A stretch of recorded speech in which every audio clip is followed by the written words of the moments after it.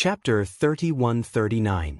Unless you get bounced off, you won't be able to leave the sea of flowers even if you fly for 10,000 years. Sir Jojo's small mouth gaped into an O shape and only closed it after a while. She lowered her head and looked at the endless sea of flowers. So those two idiots who got bounced off just now actually found the correct path and left this mystic realm's entrance before them? Perhaps those two idiots were still secretly rejoicing in their hearts, laughing at them for not being able to cross over. Sir Jojo expressionlessly glanced at them. Then go down. What else could they do? Besides being bounced off, they couldn't find any other path to walk. Is this entrance set up like this? Arbor asked the Holy Sun again.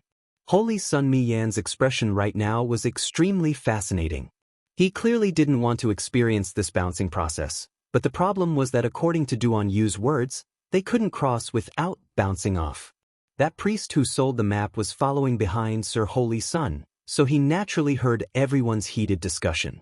At this moment he steeled his heart and closed his eyes. With a resolute expression, he shouted at Sir Holy Sun, "Sir, I'll go first." Sir Jojo, that map seller, rolled into that sea of flowers with a bang, and sure enough, he was bounced out very quickly. One bounce bounced half a day high, one bounce bounced far away. He screamed as he fell back in with a bang, and then bounced out again. This repeated many times until he was bounced far away, and everyone could no longer see his foolish figure. Holy Sun Mi Yan's handsome face had already turned green. Fuck, what kind of mystic realm entrance method was this? It was too bizarre. As everyone can see, you can only leave by bouncing off. The little monk expressionlessly explained from the side. Qi Xianxian and company also turned green as they looked down at that sea of flowers. Qin Jiu was about to jump down, but Qin Xian tugged at him with twitching lips. "We're not in a hurry, let the others go first." Everyone's faces twitched. These words sounded weird no matter how they sounded. Moreover, the person playing at the front would make a fool of himself in front of a large group of people behind him. It would indeed be unsightly. Eldest young Master Qin was right. The further back one played, the more noble one's status would be. Like the Crown Prince or the Grand Prince, you can't let them play first, right? If the princes were to make a fool of themselves, the first thing they would do when they returned to the capital would be to kill all of them to silence them. All right, I'll let those who need it go first. Who knows, maybe they'll be sent to a place with great opportunities, and they'll be one step ahead of everyone else. Thinking of this, he couldn't help but feel a little better. Some people jumped down without any explanation, bouncing off into the distance. Until most of the people were bounced away, leaving only Holy Sun Mi Yan, Mo Lien, and the others with dark faces. Mu Xingchen looked down at Mu Rochuan, who was leaning on him in a daze and unable to speak. He couldn't help but sigh in his heart. Just as he was about to turn his gaze to Arbor, he heard eldest young Master Qin say with a laugh, "All right, the irrelevant people have all scrammed far away. How should we go now?" Sir Jojo shifted his little body, looking somewhat eager to try in Mo Lien's arms. Mo Lien quickly reached out to press down on his little body, exasperated. "Don't move." Chapter 31-40. Sir Jojo glanced at him exasperatedly. Didn't he say he wanted to go down and play? Sir Jojo wasn't afraid of ruining his image, so Sir Jojo should play first. Wait until Sir Jojo is far away before you play. Otherwise, you'll be traumatized when you see Sir Jojo in the future and think that Sir Jojo will laugh at you bunch of uncles in his mind. Duan Yu wanted to laugh. On the side, the little monk couldn't resist shouting, "Benefactress, you're too naive." Benefactress Duan Yu was lying earlier. Arbor had the urge to smack the little monk's butt. "You're a freaking monk, yet you followed Duan Yu in telling lies. Then you turned around and called her naive. Ha, unrelated people don't have to leave." Duan Yu swept a glance at them. Originally, he planned to make these people scram first and then have Jojo take out the holy wood to intimidate them. Then he might as well store all these blue spherical flowers into Jojo's Saji star. But these people didn't scram now, so he naturally couldn't allow Jojo to open the spirit domain and leak its aura to let others know. At this moment, Lady Siqiao finally reacted. She then looked at everyone expressionlessly. A purple storage talisman suddenly flew out in front of her. The little fellow silently chanted in her mind, "Chiu-chiu, put away your underlings. Don't let them block the way here." A vine darted out from under her sleeve with a whoosh and landed in the blue ocean with a swish at lightning speed. Immediately afterward, everyone saw those huge blue spherical flowers tremble a few times before obediently lining up in rows. Then, the storage talismans sucked in swaths of areas. These little blue flowers were actually quite docile. It could be seen from how they didn't easily attack people. If it was a bunch of berserk plants, Arbor really wouldn't be able to store them into the storage talisman first. After all, this wasn't her territory like the star domain. A mere storage talisman really couldn't subdue a bunch of berserk plants if it wasn't handled properly. Holy Sun Mi Yen stared at the little stoic, flabbergasted. At this moment, he finally somewhat understood why the little stoic vehemently objected to the rule in the oath that one could only take one treasure from the mystic realm. Looking at her posture, it really felt like she was going to empty out the entire mystic realm. Everyone floated down from the sky. When Holy Sun Mi Yen came back to his senses, he turned to glare at Duan Yu and exclaimed, "You punk, you actually deceived me. Didn't you just say that you have to bounce it over?" "When did I say that?" Duan Yu calmly glanced at him. "Wasn't this what the child said? You actually believed the words of a child." Holy Sun Mi Yen, it seemed like Duan Yu didn't say that she had to bounce to cross, but Duan Yu only said that she couldn't cross if she was floating above. Duan Yu's true meaning was that she had to walk on the ground. It was obvious that Emo Lien understood what he meant, but she didn't say anything. She purposely misled the Holy Sun in the direction of the ricochet Duan Yu. This swindler truly couldn't swindle anymore. The most ridiculous thing was that the little monk actually made up some nonsense and led everyone astray. This little monk was too good at bullshitting. Look at how many people he tricked like balls. Monks are merciful at heart. No, you can't lie. Holy Sun Mi Yen pointed at the little monk in exasperation. The little monk looked at him adorably with his watery eyes. Suddenly, wah! He burst into tears. Chapter 3141. Holy Sun Mi Yen was stupefied. He felt like he was played by the little monk again. Sir Jojo, however, became anxious. He grumpily said to Holy Sun Mi Yen, "Why are you being so serious with a child? What does he know? You're already old enough to be his great-grandfather. Of all the things you could do, you just had to make life difficult for a child." Holy Sun Mi Yen, "Fine, it's all his fault." Alright. Little monk, it's your great-grandfather's fault. Don't cry. Everyone, Sir Jojo turned his little head. Hurry up and leave. Just as they were speaking, there were still a few people who were holding back. Seeing that the path ahead was cleared, they hurriedly abandoned their conversation and ran off first. Sir Jojo can't work for nothing. Qi Xianxian and company also hurriedly ran over at this moment. As they ran, they said, "Io, look at these people. They're going to snatch the treasure before us." "Treasure, where is the treasure? Treasure." Mu Rochuan was agitated by the word, treasure. She weakly opened her eyes and turned her head to look at the path they came from. Only then did she realize that this place was actually not in the shrine anymore. "This, big brother, have we entered the mystic realm? Heh, a half-dead person actually still wants to snatch the treasure." Qi Xianxian mockingly smiled.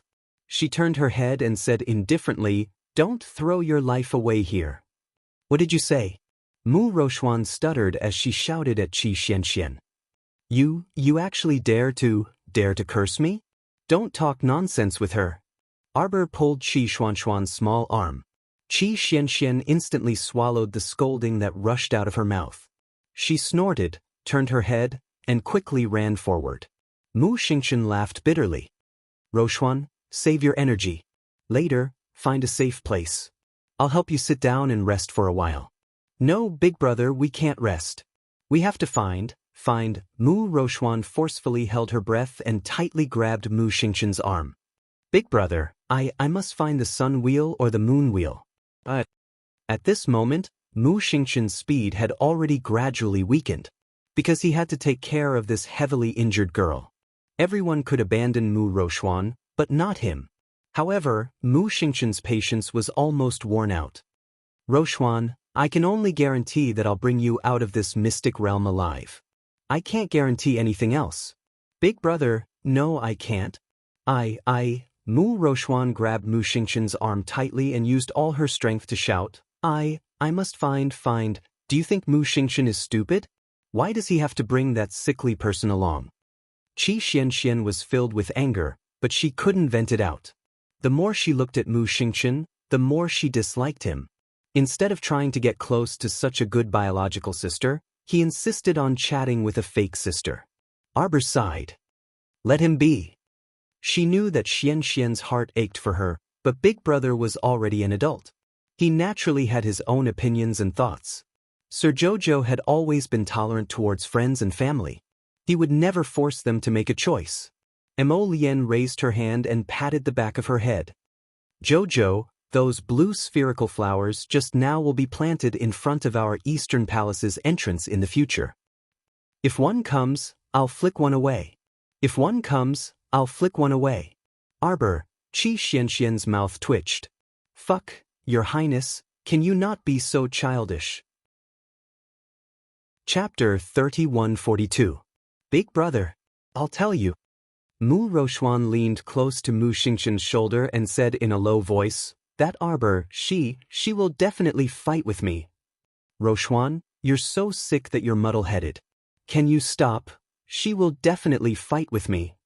Mu Rochuan tilted her head somewhat neurotically and said with a slightly distorted expression, Big Brother, tell me, are you going to help her or me? She suddenly slumped to the ground and started crying.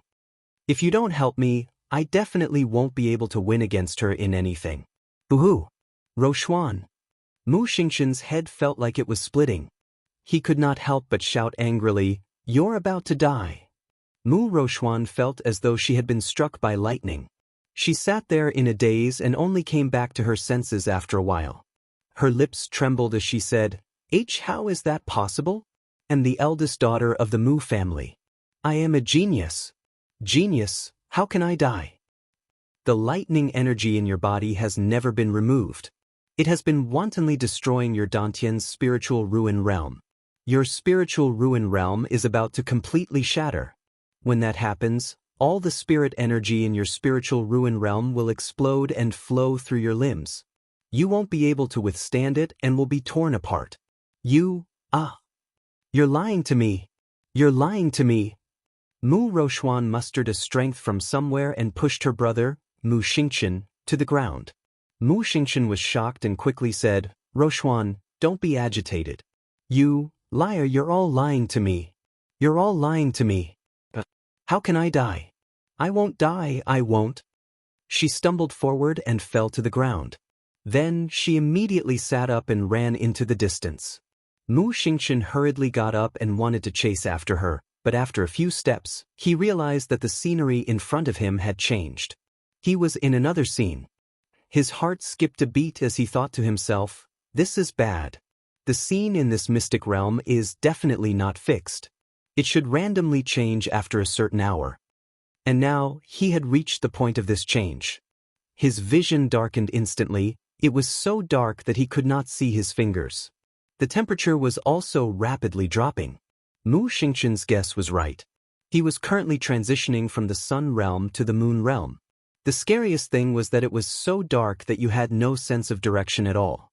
Sir Qiao Qiao reflexively grabbed onto Mo Lien's clothes, and her small body involuntarily leaned into his embrace. Her large, black eyes vigilantly looked back and forth in the dark night, but she really couldn't see anything in this instant when it was dark. Don't worry. Mo Lien's steady voice sounded in her ears, causing Miss Qiao to relax a little. Previously, when they had just entered the mystic realm, they were all thinking about how to cross the Sea of Flowers, so they did not notice how high the temperature was at that time.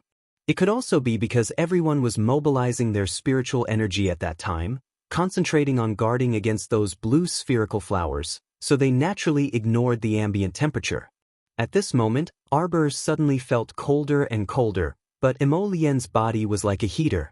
The little fellow squeezed into his arms and asked in a low voice, Where are the others? Time and space switched at the same time. Mo Lien chuckled and said to Arbor, Duan Yu was the only one who sensed it earlier, so now. Chapter 3143. Everyone else had been dispersed by the sudden change in space-time, and only Duan Yu, who was carrying the little monk, remained by their side.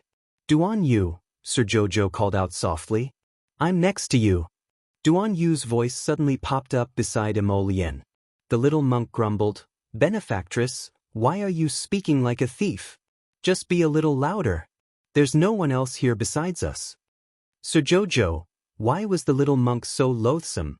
Ever since they entered this mystic realm, he kept insulting her. Mo Lien giggled. Sigh, it's so dark here. According to that Mayan, it'll take another 8 hours before it turns into daytime. How about we sleep in Paradise Planet? Mo Lien suggested. Good idea. Duan Yu immediately agreed. They couldn't do anything in this pitch black. It was truly pitch black everywhere, and they might not even be able to see 5 fingers if they stretched out their hands, so they might as well move after daybreak. Xiao Mu thought that it made sense, so she pulled them all into Paradise Planet with a thought. The scenery before them suddenly brightened, and a warm breeze blew against their faces. The temperature was just right, and they couldn't help but feel refreshed. The little monk jumped down from Duan Yu's hand and ran towards Arbor with a flutter of his small body. Benefactress. Arbor was just about to flick his little bald head when Qiuqiu's earth-shattering screams suddenly reached her ears. Master, master, a monster, a monster. A monster has mutated. When Xiao Mu turned around, she saw Qiuqiu sprinting towards her with its 2 slender tree legs and the 2 green leaves on its head swaying as it sprinted towards her like a mess in the wind. Master! It's a monster, it's a monster. A monster. Arbor grumpily punched Qiuqiu's head. Shut up. This child was getting noisier and noisier. Master Silver. The little tray ant pounced onto Arbor's leg, 1 step faster than the little monk. The little monk lowered his head and looked at his chubby hands and feet. He then looked up at the tray ant hanging on Arbor's body as a pendant. He frowned in distress. What should I do? The benefactress can't hold me anymore. Arbor was speechless as he pulled Sapling down. What's the matter? Speak clearly. Don't cry like a ghost and howl like a wolf every time you see her. Master Silver. The little tray ant sobbed. I really don't have long to live. The corners of Arbor's mouth twitched. He picked up the tray ant, walked to the peach blossom tree, sat down, and threw it on the stone table. Get to the point. Master, look, look. The little tray ant immediately pulled down the red belly band on its trunk, revealing its white eyes that were staring at them faintly. Mo Lien, sure enough, this white eyes looked quite unsightly. Qiuqiu, shouldn't you be used to your little brother by now? Arbor said to Qiuqiu earnestly, just treat it as a pendant on your body. It's an indispensable part of you. Don't you feel a bit better after thinking about it this way? Duan Yu, the little tray ant sobbed for a while before suddenly widening its eyes in horror. It stared at Arbor and exclaimed, It's not a pendant. I'm telling you, master, it's a pervert. Its eyes can spit out eyeballs. It's disgusting. Utterly disgusting, master. Mo Lien brought over a teapot from the side and poured a cup of tea for the 3 of them. She sat on the stone bench next to Jojo and looked at the little Trent's eyes on its trunk. Chapter 3144. What eyeballs? Duan Yu was also sizing up the tray ant while holding his teacup. He felt like this guy was bragging eyeballs even fell out of its eyes. It spoke as if it was real, but wasn't it just trying to deceive Jojo? Sir Jojo expressionlessly stared at the sapling for a while before saying sternly, Qiuqiu, master is telling you one last time. This eye can't be dug out. Once you dig it out, not only will it die, but you will also be heavily injured and possibly even more unlucky. You are already one with it now, so you should be very clear. So stop making up all kinds of ghost stories to scare your master. Master. Qiuqiu started wailing. Qiuqiu didn't lie to you. Everything Qiuqiu said is true. It really mutated and its eyeballs will fall out. Look if you don't believe me. Qiuqiu's sapling hit the eye hard, causing it to blink. The eye rolled back and forth as it gloomily stared at Emolien, Duanyu, and Arbor. The three of them indeed felt their nerves tense up, and they felt a bit creeped out by the eye's stare. Suddenly, a black bead fell out of the white eye that opened again. Sir Jojo was already a bit tense to begin with, so he jumped in fright and landed on Emolien's lap. Prince Mo and Duanyu both tensed up at the same time. The Crown Prince even reflexively caught Sir Jojo's small body as it bounced over. The three of them stared at the black bead that fell on the stone table. It really did look like an eyeball.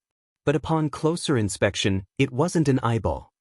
"It's a demon pupil," Arbor suddenly shouted and jumped down from Emolien's lap again. "Don't be scared, Chiochio. It's not an eyeball, it's a demon pupil." Arbor looked like he had a sudden realization. This means that the demon pupil seed can already produce a demon pupil.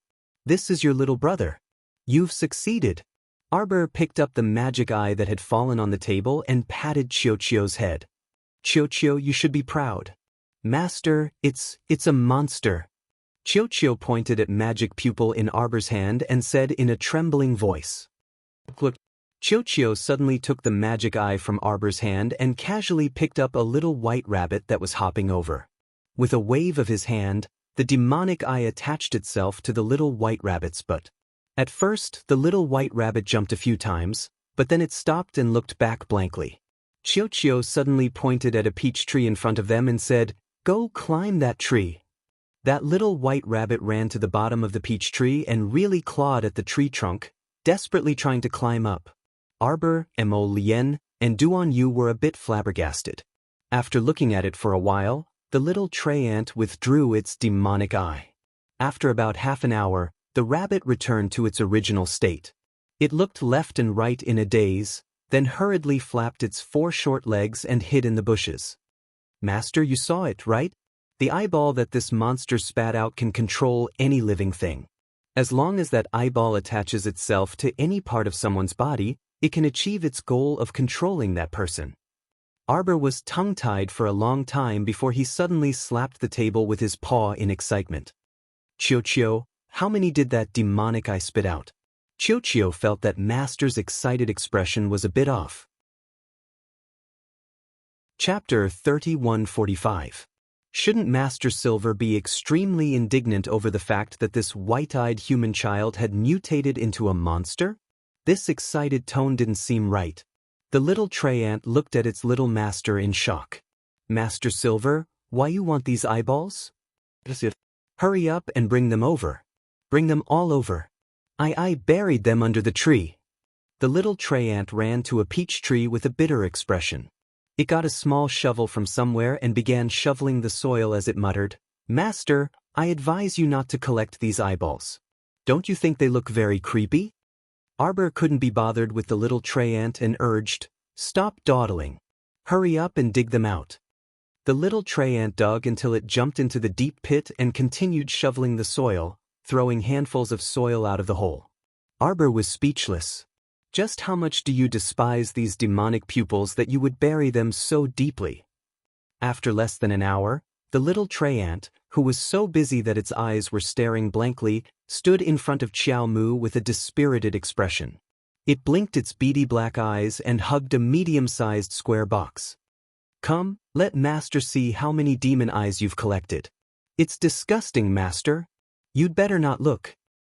"What's there to be afraid of? These aren't real eyeballs." Arbor glanced at the little tray ant nonchalantly and opened the box. The box full of black eyeballs seemed to stare straight at them just like that. When the box was opened, a dozen eyeballs popped out, shocking Arbor for a moment. He was speechless. After closing the box with a bang, Arbor's mouth twitched and he coughed softly. "Your little brother has produced quite a lot of demon eyes." Chiochio turned its head sinisterly and looked at Arbor faintly. "Those eyeballs bred them on their own. They weren't spat out by this eye at all. From beginning to end, including the eyeball you saw fall, this eye has only spat out 3. Arbor was shocked. "What? Master, didn't you notice that as soon as these eyeballs were taken out, they began to continuously absorb the spiritual energy in our paradise planet? They reproduce by relying on spiritual energy. That's why Chiu buried them in such a deep place to isolate most of the spiritual energy. Xiaomu could not help but shudder as she looked at the eyeballs that were leaking out of the box more and more until the lid was about to burst open. Don't tell me that this thing will eventually breed until the entire paradise planet is filled with them. When he thought about how there were no more green mountains, clear waters, and peach blossoms in the peach blossom garden, there were only black eyes that covered the sky and earth. When Emolien and Duanyu saw Jojo and Sapling shudder together, they didn't know whether to laugh or cry. Just use the fire spirit to isolate them. Emolien and Duanyu raised their hands at the same time, and 2 fire spirits scuttled out, reinforcing that box that was about to collapse with a layer of fire spirit shackles. The duo's fire spirits were truly frightening, and that box calmed down upon contact. Soon after, those demon eyes scattered on the table were also bound by the duo's spiritual energy. With the fire spirit's shackles, those demon eyes completely calmed down. If they didn't stop, it was very likely that they would be devoured by the fire spirits. Arbor finally breathed a sigh of relief and looked back at the little tray ant. Chiu, how about we also seal the eyes on your body with fire spirits? Chiu immediately revealed a horrified expression. Chapter 3146. Oh my little master, please let Chiu off. It was too frightening. She actually wanted to use the Devil Emperor Fire and the Holy Fire to seal Chiu's eyes. Then wouldn't that be sealing Chiu as well? Why would my little master have such a strange idea? What on earth was she thinking, letting a piece of wood spirit come into contact with fire? It didn't want to touch a single one of the 2 types of flames. Moreover, could Sir Chiu handle those 2 perverts? Master, Chiu can manage my underling well. I won't give it another chance to spit out eyeballs in the near future. Don't worry, I guarantee I'll complete my supervision mission. What's wrong with it? The little stoic was a bit perplexed when she saw Chiu pick up the red doo-doo and hastily wrap it around itself before flipping off the table and running off crookedly in terror. I think Chiu was probably frightened by you, Duanyu said conscientiously as he set down his teacup. Sir Jojo was puzzled. What did I frighten it about? Chiu. She called Chiu's name and pulled the little monk over before strolling in the direction Chiu had fled. She wanted to let Chiu know that little master loved Chiu. She and Chiu were probably just lacking in communication. Emolien helplessly watched the little fellow's departing figure before looking down at the table full of black beads. She picked up one and lightly flicked it with her finger. You can control any living thing. He muttered softly before saying, Guess, can it control a blade of grass or a tree? Duanyu smiled. I guess your idea is going to ascend to the heavens. Emolien chuckled. It's pretty good. How about I pack a bag for you? Duanyu raised his brows. That's fine too. Emolien shot the eyeball bullet out of the star domain and then glanced at Duanyu. Guess what I saw? His finger moved, and he used spiritual energy to circle a scene that resembled flowing water. Duanyu tilted his head to look and saw a furtive figure walking over from nearby amidst the darkness. After looking around for a while, he suddenly turned his head and looked behind him vigilantly. Seeing that there was no one around, he heaved a sigh of relief. He took out a luminous pearl from his inner world and slowly turned around. Then he saw a half-rotten face that suddenly appeared in front of him. A ghastly scream rushed out of his throat. Duanyu raised his brows slightly, but that flowing image was suddenly cut off. The demonic eye outside should have been trampled by someone, Emolien said expressionlessly. What's that sound? Xiao was attracted back by the ear-piercing scream. She suspiciously looked at the 2 men who were still sitting at the stone table drinking tea in the same posture. Did you 2 hear anything just now? Jojo. Emolien beckoned her over. Come over here quickly. I have something to tell you. Your demonic pupils are very useful. Is that so? Sir Jojo looked doubtful as he muttered, Isn't it just controlling some living things? Also, I reckon that it can only control some low-level spiritual plants and spiritual beasts. Don't even think about divine beasts and above. So when Sir Jojo thought about it carefully, he felt that it wasn't very useful. How could it not be very useful? Emolien winked at him with a grin. Hubby discovered a new use. What? Xiao Mu's interest was piqued, and she quickly ran to his side with her short legs. Quickly tell me. Chapter 3147. Mo Lien took out another demonic eye and tossed it out of the star domain. Soon, the scene of the outside world appeared in a circular vortex formed by spiritual energy. Sir Jojo's eyes brightened. Hubby was smart indeed. By attaching the demonic eye to the plants in the outside world, he could control these plants and capture some scenes of the outside world. This way, it would be much more convenient for her to enter and leave the star domain. She didn't need to worry that she would be coincidentally seen when she left the star domain. Meanwhile, in the pitch-black scene of the outside world, a familiar-looking man was fighting with a zombie. That zombie was immensely strong. Even the ground cracked from its stomp, and there were continuous tremors everywhere. Presumably, the nearby mountain rocks were shattered by the force of its stomp. Is this person from our team? Duan Yu nodded. He's a student from the Hong Clan Academy. He was probably alone and had come here alone. Then, he was extremely unlucky to have bumped into a corpse puppet. The group of people who forced their way into the array probably brought a large number of zombies with them, Prince Mo said gravely. The team is in a bit of danger. Jojo, do you want us to go out and help him? Duan Yu asked.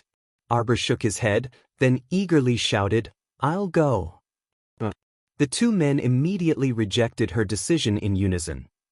Wait until you recover, Mo Lien said exasperatedly. This little girl's head was not even as thick as a zombie's arm. She was simply fooling around. Xiao Qiao lowered her head and looked at her small hands and feet, feeling a little unconvinced in her heart.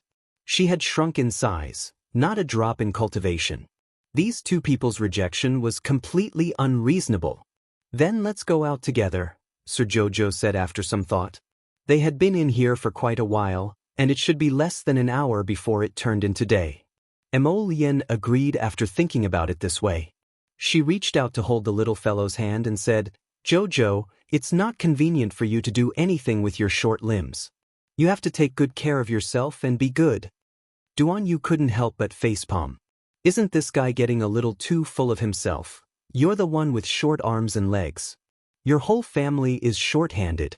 The little guy's roar gave Fairy Yellow Crane, who was refining medicine on a distant deserted island, a fright.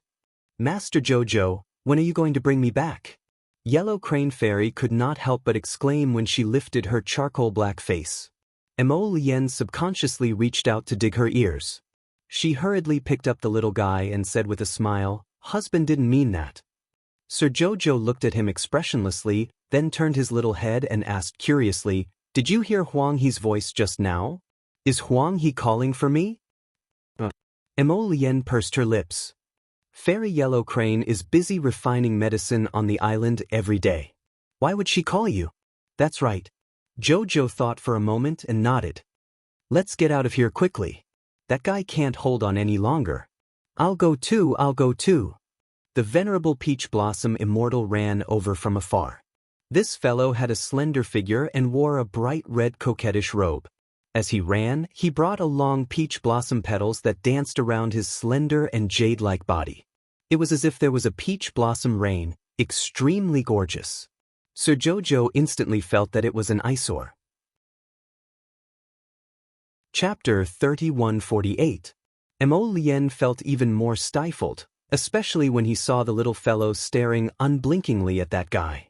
He quickly turned his wifey's head back to face him. Hubby looks better in red than him. Sir Jojo's stoic face was unperturbed as he suddenly said, I know. The venerable Peach Blossom Immortal had already flown to the two people's side. When he heard this, he was amused and raised his hand to snatch Sir Jojo from Mo Lien's arms.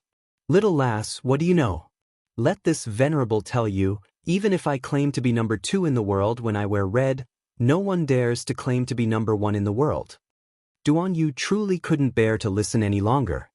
He silently walked to the side and said, I'll go out first. What's he doing? The venerable Peach Blossom Immortal blinked and turned to look at Duan Yu's back. He even paused in his attempt to snatch Sir Jojo from Mo Lien. Disgusted by you. Mo Lien quickly dodged his hand and left Paradise Planet with Duan Yu in a flash. As soon as they came out, a putrid stench assailed their nostrils. It was so dark that they couldn't see their own fingers. They heard the Hong Clan Academy's student shriek, and immediately after, they saw a cluster of silvery white flames ignite. It bounced onto the zombie's head with a whoosh and also illuminated the area for a split second. At this moment, everyone could clearly see the situation around them. 2 zombies were currently hiding in the dark, drooling. As for the zombie that was fighting with the Hong Clan Academy student, half of its head had already been burned away. That Hong Clan Academy student was currently sitting on the ground with a ghastly pale complexion. Arbor's gaze quickly swept over him. He only nodded when he saw that he wasn't injured. The venerable Peach Blossom Immortal stretched out his hand. While Mo Lien was looking at the students from the Hong Family Academy, he snatched Sir Jojo and carried him over. Then he waved at Mo Lien and said, "Go, go, go. Hurry up and deal with the other 2. Don't let them come over and discuss Jojo." Mo Lien was extremely speechless. She looked at her empty hands, then turned back to look at Duan Yu, who was already fighting with 2 zombies. She couldn't be bothered to say anything to this rotten Peach Blossom and flashed to Duan Yu's side. Sir Jojo was using his divine sense to observe the surroundings. Because it was too dark for words, he could not see anything clearly with his eyes. "Jojo, what are you looking at?" The venerable Peach Blossom Immortal looked down at her in amusement. This little thing reminded him of the crybaby queen that Guanzhong had raised in the Tower of Punishment. Sir Jojo snorted and retracted his divine sense. Just as he was about to speak, he felt a sense of danger. Peach, before she could warn him, she felt that the venerable Peach Blossom Immortal had already quickly shifted his position with her in his arms.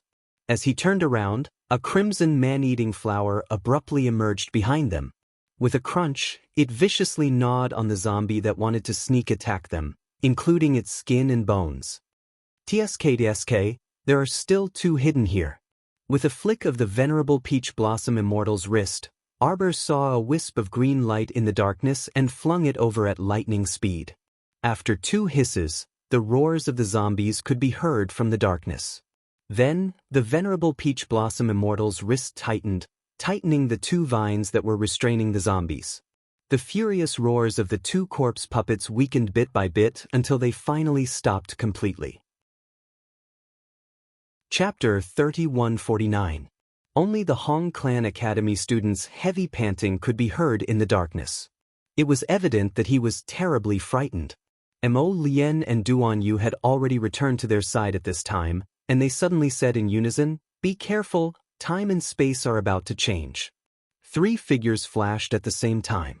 Although the Hong Clan Academy student who was sitting paralyzed on the ground didn't know what was about to happen, his desire to live was still instinctive. He rolled on the ground and crawled in the direction of Duan Yu and Mo Lien's voices.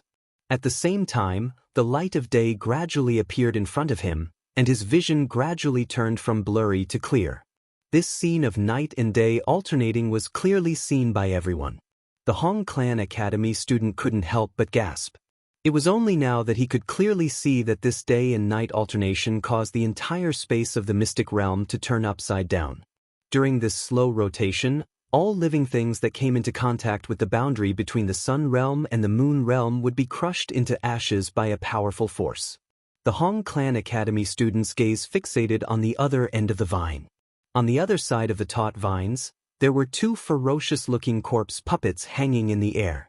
As the sun-moon mystery realm intersected with each other, their bodies were slowly squeezed into transparent pieces at the intersection point.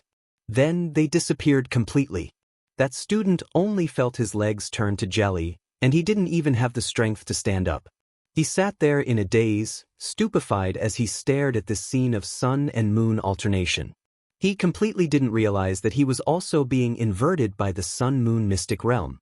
Due to the influence of gravity, he fell from the sky with an "ah" and fell into a pit with a bang.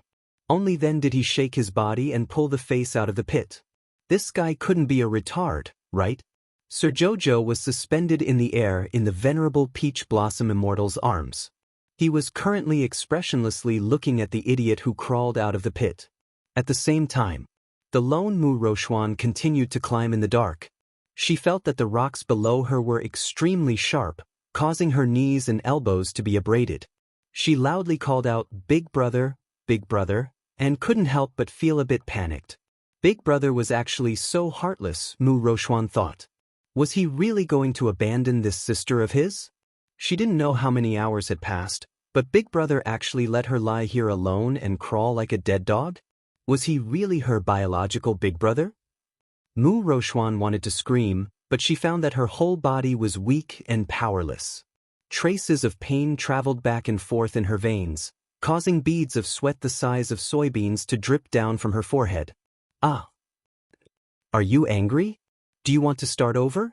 Do you want to obtain new power? That warm and gentle voice continued to reverberate in Mu Rochuan's ears. It was so gentle that it was as if waves of blue waves were brushing past her. The ebb and flow of the tide was constantly being replayed in her ears.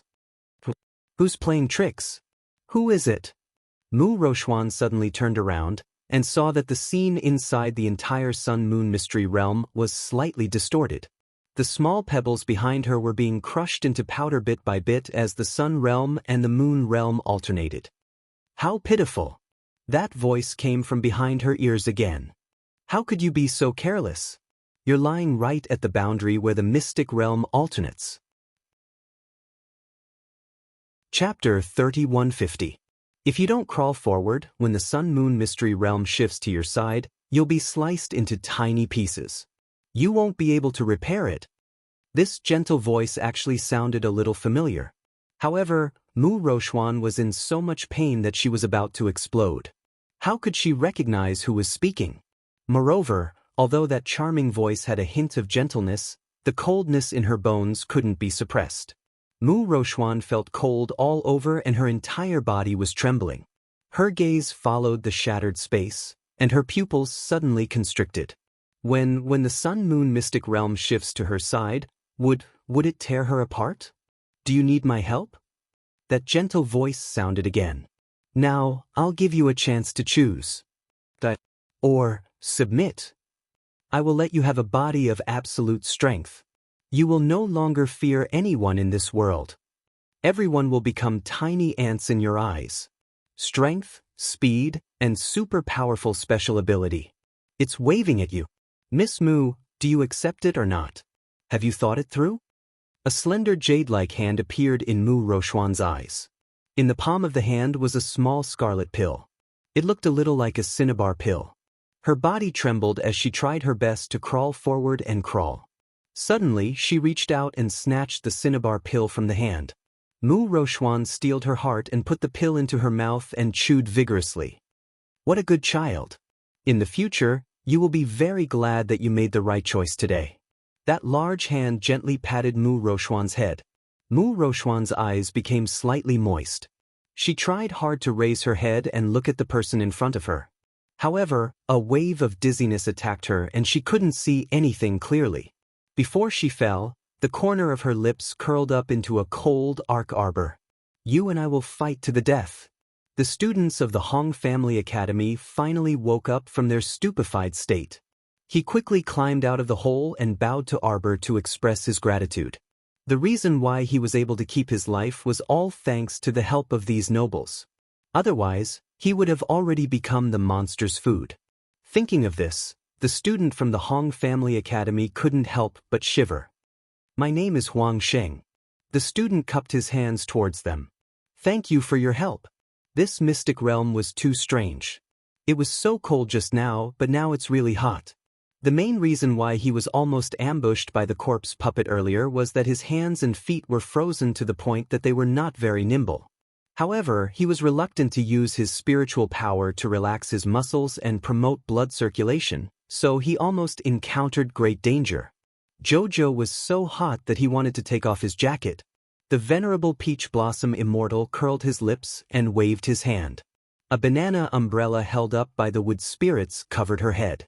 The student from the Hong Family Academy raised his hand to wipe the beads of sweat that trickled down his forehead.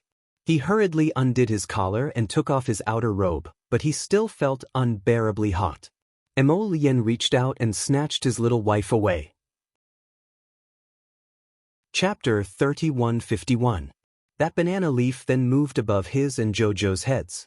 Let's go. Let's walk around while it's still daylight, Duanyu said. He had only taken a step when he couldn't resist turning back to glance at Arbor. Jojo, did you notice that you seem to have grown a bit? Lady Jojo looked down at her hands, and her eyes brightened. That's right, her sleeves and pant legs had shrunk, so they were indeed a bit bigger. Quickly let Lady Jojo down. The little fellow quickly wriggled her small body and had Prince Emo put her down on the ground. She excitedly ran 2 laps around the field, and her small face was flushed red as she ran to them with a head full of sweat. Are you a bit bigger? The venerable Peach Blossom Immortal coughed lightly and brushed away a strand of hair in front of his eyes, turning his face to the side in passing. Donyu, Tholian, no. Lady Jojo's small face that faintly revealed excitement instantly drooped. She expressionlessly glanced at them before turning to walk forward with her small paws behind her back. Let's go. The trio, why was this little fellow so funny? Did she think that her small arms and legs would grow longer just by running a few laps around the field? Didn't that have to wait for that talisman's effect to wear off first? Jojo, your current appearance is about the same as when you were 7 years old. Emo Lien nodded and said with a smile, that's true. Lady Xiao Xiao continued to walk forward without any expression on her face. She could hear the 3 of them talking behind her. The main reason was that the venerable Peach Blossom Immortal asked curiously, Jojo looked like this when she was 7 years old? So skinny? What do you know? She was even skinnier back then than now. She was as pitiful as a little bean sprout. She didn't weigh anything when I carried her. I met Jojo in her village. What about you? Duanyu suddenly asked. I was also in her village. The venerable Peach Blossom Immortal instantly asked curiously, what village is that? You two were both in her village back then? Oh right, how did you two meet her? Why should I tell you? When I saw Jojo, she was hiding behind a tree and watching me. Who likes to look at you when you're so shameless? Prince Emo grumpily rebuked Duanyu. The first time I met Jojo, she was killing people by a stinky ditch. Both of them were shocked and turned to look at Emo Lien. When did this happen? Although Jojo was leading the way with his 2 claws behind his back, his ears were perked up as he listened to their chatter at this moment. He finally couldn't take it anymore and turned back to roar, let's go. The venerable Peach Blossom Immortal couldn't help but chuckle. Who did you kill beside the smelly ditch? Tell me. Since he had nothing to do, he might as well chat. Xiao Mu grumpily glared at them. What stinky ditch? That's a man-made canal in the village. Besides, when did she kill anyone? Didn't she know when to stop? Speaking of the past, she suddenly felt that the days really passed by quickly. Arbor ran a dozen steps forward when she suddenly heard a small noise from her bones. Her mind jolted, and she quickly ducked behind a tree to hide, using the tree to quickly hide in Paradise Planet. Before the spirit domain's power could disperse, it was sealed by Emo Lien and the other 2's powers, who had rushed over in time. Once Arbor entered Paradise Planet, she swiftly sprinted back to her treehouse. Her petite body had just leaped into the treehouse when it rapidly transformed. Chapter 3152. She didn't even have time to take off her little clothes before they burst open and turned into strips of rags that hung on her body. Sir Jojo looked down at her familiar body. With a stoic expression, she took out a red combat suit from her inner world and draped it over herself. It was time to show off her skills. She had enough of this petite body. When she swayed out from behind the tree again, the little stoic was already dressed in a bright red combat suit, which was exceptionally eye-catching. Her fine black hair was loosely gathered, and she stood tall and slender, looking peerlessly beautiful. When she walked out from behind the tree, Emo Lien and the others were startled when they looked over. As though they didn't expect this little stoic to recover in a matter of minutes, Emo Lien blinked in amazement. The venerable Peach Blossom Immortal drifted to the little stoic's front and said with a bewitching smile, "Ah, my lord Xiao Xiao, is your outfit the same as mine? Look, we look so compatible in the same outfit." Scram. Emo Lien hastily flew to his wifey's side and swung her fist at the venerable Peach Blossom Immortal without any explanation. Compatible my ass. Go, change back to your previous pink clothes. No. The venerable Peach Blossom Immortal shook his head resolutely. I like to wear red now, the same red as my Sir Jojo's. What should she do when her hands itch to beat someone up? Mo Lien moved her fingers. When she looked back, she saw that student from the Hong Estate Academy called Huang Xing walking over. Miss Chiao, what's wrong? When he realized that asking Miss Chiao this question might cause her displeasure, Huang Xing scratched his head embarrassedly and said, Apologies, I was just curious and asked out of turn. Arbor glanced at him and naturally couldn't be bothered to explain. Jojo, are you hot? Duan Yu twitched his mouth and asked. It was such a hot day, yet Jojo had wrapped herself in 2 layers and was even wearing a red combat suit that shone like the sun.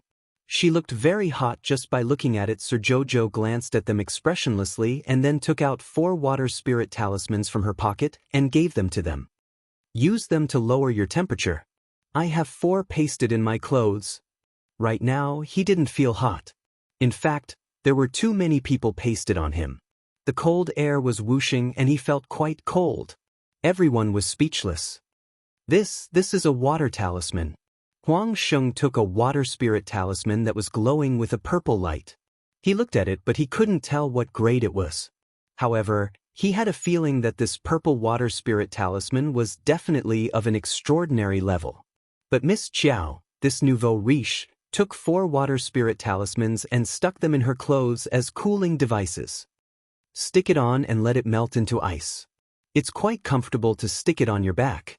Huang Sheng's hands trembled slightly. He felt that it was a waste to use the water spirit talisman just like that. But Jojo was looking at him. He could only use his trembling spirit energy to activate the talisman. Enduring the pain in his heart, he stuck the water spirit talisman on his back. Wasn't the water spirit talisman used to attack people? Since when did it have a cooling effect? It was too wasteful. Huang Sheng silently wept. Sure enough, after the water spirit talisman was stuck on his back, he felt cool air whooshing out of his body. He instantly felt better under the scorching sun, and his mind also cleared up. Jojo, you're so smart. It was rare that someone was still praising that prodigal girl at this time. Arbor took out another stack of water spirit talismans from his pocket and handed them to Mo Lien, Duan Yu, and the venerable Peach Blossom Immortal. Chapter 3153. This talisman can maintain its effects for about 2 hours. Once it's used up, we'll switch to another one. The 3 of them nodded repeatedly. Sure enough, after using the water spirit talisman to cool down, they didn't feel that suffocating heat when they walked. Now that they didn't need to expend their spiritual energy to block out the surrounding heat waves, they were all relaxed and quickened their pace toward the depths of the mystic realm. I wonder where Xian Xian and the others were transferred to, Arbor said with a frown. As Huang Sheng followed them, he felt a sense of security. He was very grateful to them and hurriedly asked, Miss Chiao, are you talking about your companions? Previously, I did meet Miss Chi and that fatty brother in front of a large hall. However, we were attacked by a large group of zombies not long after, and we were separated as we fought. Those corpse puppets are chasing after us like crazy. They even split up a few of our teammates who were originally gathered together. I was chased in this direction by them, and in the end, I was the only one fighting. Huang Sheng said, I suspect that someone is overseeing and commanding those zombies. Otherwise, they wouldn't have been able to formulate a strategy of separating and attacking us one by one. Arbor nodded. You said you met Xian Xian at the entrance of a large hall? Huang Sheng quickly nodded. It's just that we've shifted time and space, so I don't remember the exact location of that large hall. As he said this, he scratched his head in embarrassment and looked apologetically at Arbor. Arbor nodded. Xian Xian and the others are very clever and have many defensive items. They are also quite strong, so it shouldn't be a problem for them to deal with 2 or 3 zombies. We just have to find them as soon as possible. Since Huang Sheng said he met Xian Xian and the others in front of some large hall, then they would set this large hall as their target first and talk after finding it. Jojo, there are people coming up ahead, Duan Yu suddenly said. Arbor knew that their divine senses were above hers. Since Duan Yu said there were people coming, then there were quite a few of them. The four of them tacitly moved to the side, leaving a path in the middle. Dust billowed as Zhongli Jiwei and a few people ran in front like dogs. Behind them, there were 20 to 30 crooked corpse puppets with broken limbs chasing after them. A strange light flashed in Arbor's eyes, and his fingers moved slightly. Mo Lien couldn't help but laugh in his heart. He secretly glanced at his little wife, and the corners of his mouth raised into a smile. Could this little guy be? You must be missing the days when you were chased by these ugly things. There were sparks of excitement in her sparkling big eyes. Ahem, the violent side of his wife's heart was stirring again. Roar! A corpse puppet with a missing arm suddenly roared. All the corpse puppets instantly sped up and pounced on Ba Shu, who was at the end of the line. Ba Shu turned around and saw the corpse hag opening its huge mouth and biting towards the back of his head. Without another word, he picked up a worn-out shoe and slammed it on the corpse puppet's ugly face. As he ran and jumped, he also pulled off the worn-out shoe on his other foot and threw it behind him. Then he quickly jumped up and arrived behind Zhongli Jiwei in a few jumps. Chapter 3154. Roar, roar, roar. Several zombies twisted their bodies and angrily glared at the person at the back of the group with their ghastly white eyes. Commandery Princess Xiangchang's heart was about to leap out of her chest. When she looked up, she just happened to see Duan Yu standing by the roadside. She immediately shrieked excitedly as if she had seen her biological father. Ali, Ali, save me. Ali. Right now, she had taken several speed-increasing pills in succession to barely keep up with the group's movements. If she was really left behind by the group, she would undoubtedly become a tool for the zombies and be heartlessly abandoned by this group. At this time, Ba Shu also saw our dear Duan Yu standing by the roadside. He hastily wailed, "Your Highness Prince Qin, save me." It was unknown how much strength Commandery Princess Xiangchang exerted, but she erupted with unprecedented potential. She ran past Zhongli Jiwei while panting, wanting to pounce into Duan Yu's arms all of a sudden. "Big brother Ali." Commandery Princess Xiangchang's sobbing voice was still lingering in the air when she suddenly felt her body lighten. Someone had actually sent her flying with a kick. Duan Yu, who originally wanted to dodge, silently stood on the spot, the corner of his mouth twitching imperceptibly. However, the little stoic shot over like a cannonball. With a sweep of her small hand, a long saber wrapped in flames appeared in her small hand. She stood far away from the group of zombies and brandished the long saber in her hand. She could chop off a zombie's head with each swing of the saber and conveniently store the crystal cores that flew out from the heads into her storage talisman. After this, Zhongli Jiwei and everyone else's eyes nearly popped out of their sockets. This little stoic simply didn't care about their lives. She purely wanted to find these zombies to fight, so she simply didn't care if those zombies were chasing other people. She picked a few of them herself and just fought with the zombies there. She even switched out several weapons in succession, as if she was opening a weapons shop, trying out all kinds of weapons. It seemed like today was the day he had to try out a weapon that was suitable for killing zombies. Ba Shu dodged left and right to avoid several zombies that pounced at him. Then he rolled his eyes and cunningly hid behind Duan Yu, Mo Lien, and the others.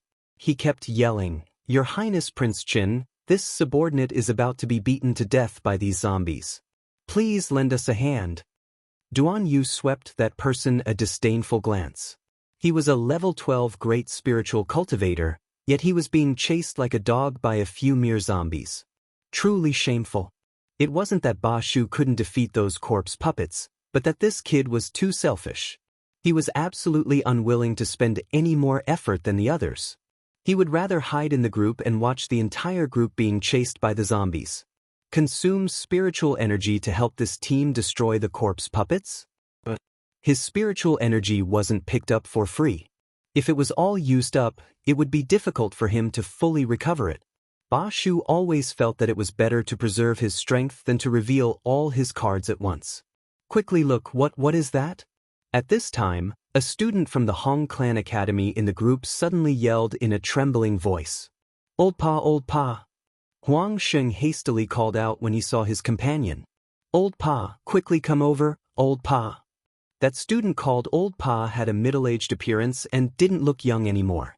Who knew how many years he had wasted in the academy, but he still couldn't graduate. Chapter 3155. Old Pa looked in Huang Sheng's direction with a slightly happy expression. Huang Sheng, are you all right? I'm fine. Come here, Old Pa. Huang Sheng anxiously waved at his companions. What's that? Look. Flying corpse puppets? When Zhongli Jiwei heard the hasty cries, her expression couldn't help but change slightly. She subconsciously raised her head to look, and sure enough, she saw a dark mass of flapping corpse puppets sweeping towards them. Chow chow! Mo Lien called out in an urgent voice. Arbor quickly left the battlefield and returned to their side. He silently pulled out a purple talisman from his sleeve. Try it? Mo Lien curled her lips. I don't think these things are afraid of fire. This group of flying corpse puppets made them feel a bit of fire spiritual energy flowing through their bodies. It seemed like this group of corpse puppets had been collectively improved. It's fine. I have to test it to know if it's useful or not. Arbor said indifferently. He then flicked his finger, and the talisman flew into the sky with the force of a thunderbolt. In an instant, the entire sky was covered by a purple light. Suddenly, there was a loud bang, and a bolt of lightning crashed into the group of flying corpse puppets. A flying corpse puppet that was flying in the air was blown to smithereens. Mo Lien and the others were all shocked. When they looked up again, they saw that the purple talisman was already surging with waves of lightning spiritual energy. So it wasn't an explosion talisman. It was a multi-layered lightning explosion talisman. A lightning explosion talisman contained at least 4 layers of lightning explosion power. Thus, when this round of inhumane lightning struck down, everyone only saw the flying corpse puppets being bombarded and falling from the sky one by one. Everyone was a bit dumbstruck. Ba Shu was shocked, and he was a bit more afraid of the little girl's methods. He jealously looked at the lightning explosion talisman floating in the air with a leisurely purple light. He couldn't help but clamor in his heart.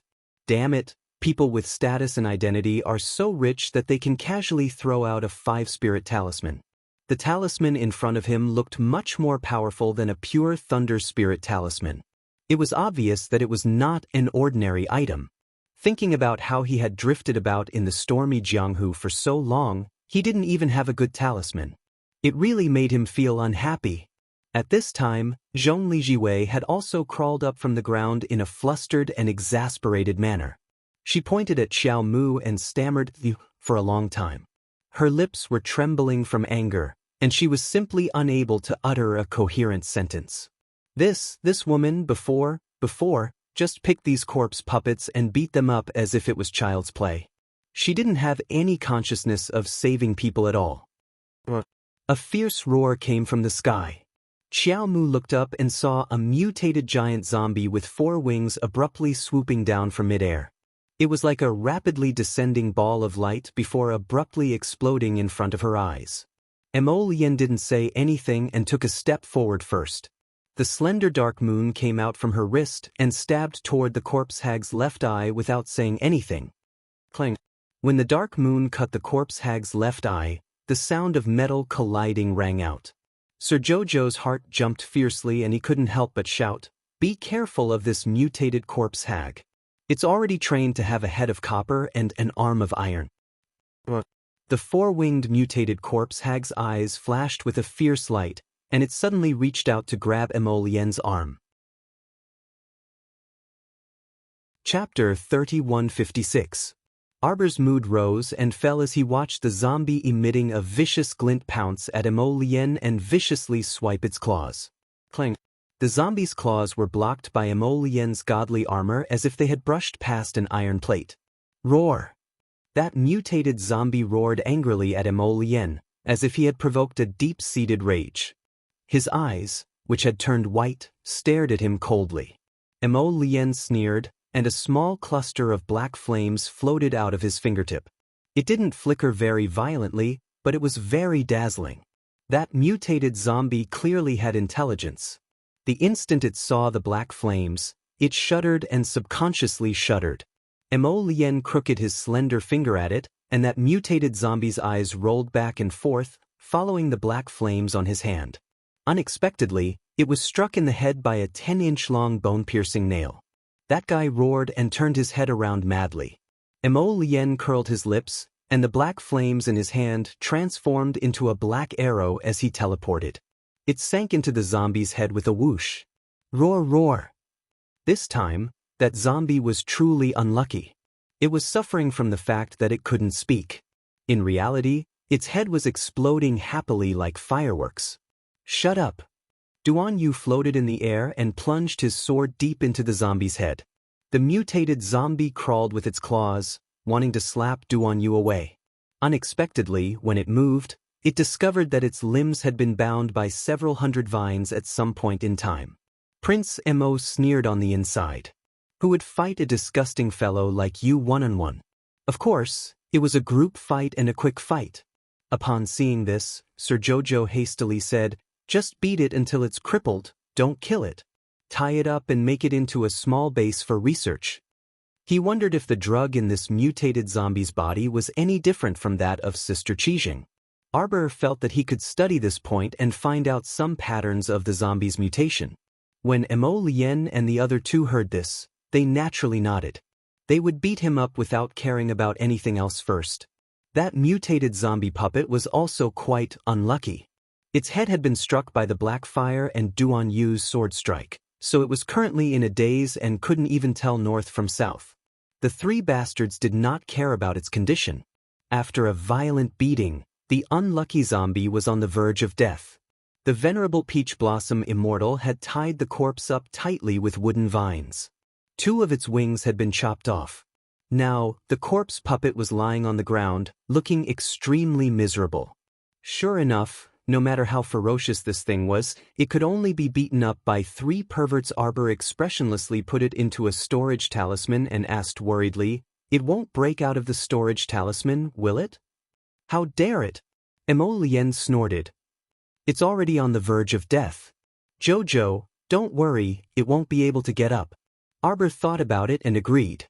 After being beaten up by these 3 people, that zombie was probably not in a half-crippled state but was probably completely crippled. She cheerfully put away the storage talisman and turned to look. Zhongli Jiwei's team was currently engaged in a fierce battle with the flying corpse puppets. That grandson Ba Shu no longer pretended to be a good-for-nothing.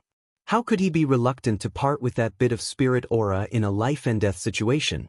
Seeing 2 flying corpse puppets approach him, Ba Shu hurriedly flung out a few streaks of spirit energy.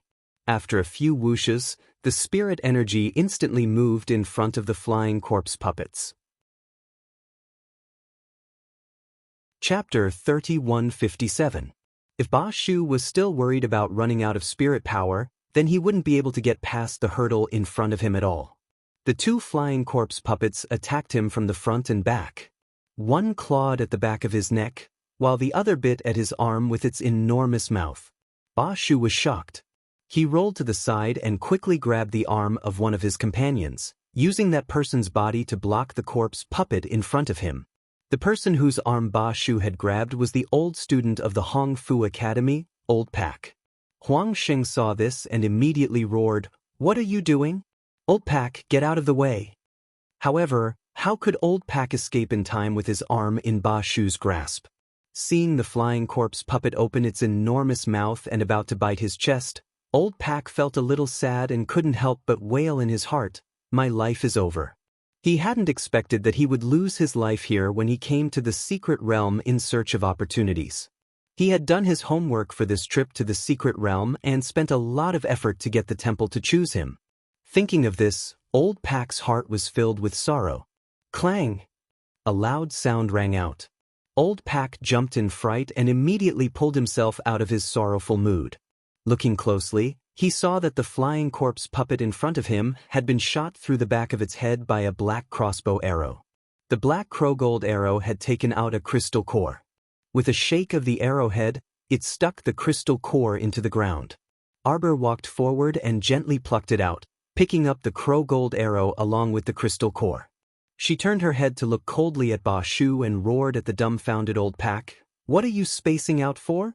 If you don't even know how to save yourself when it's a matter of life and death, don't expect others to be kind enough to save you.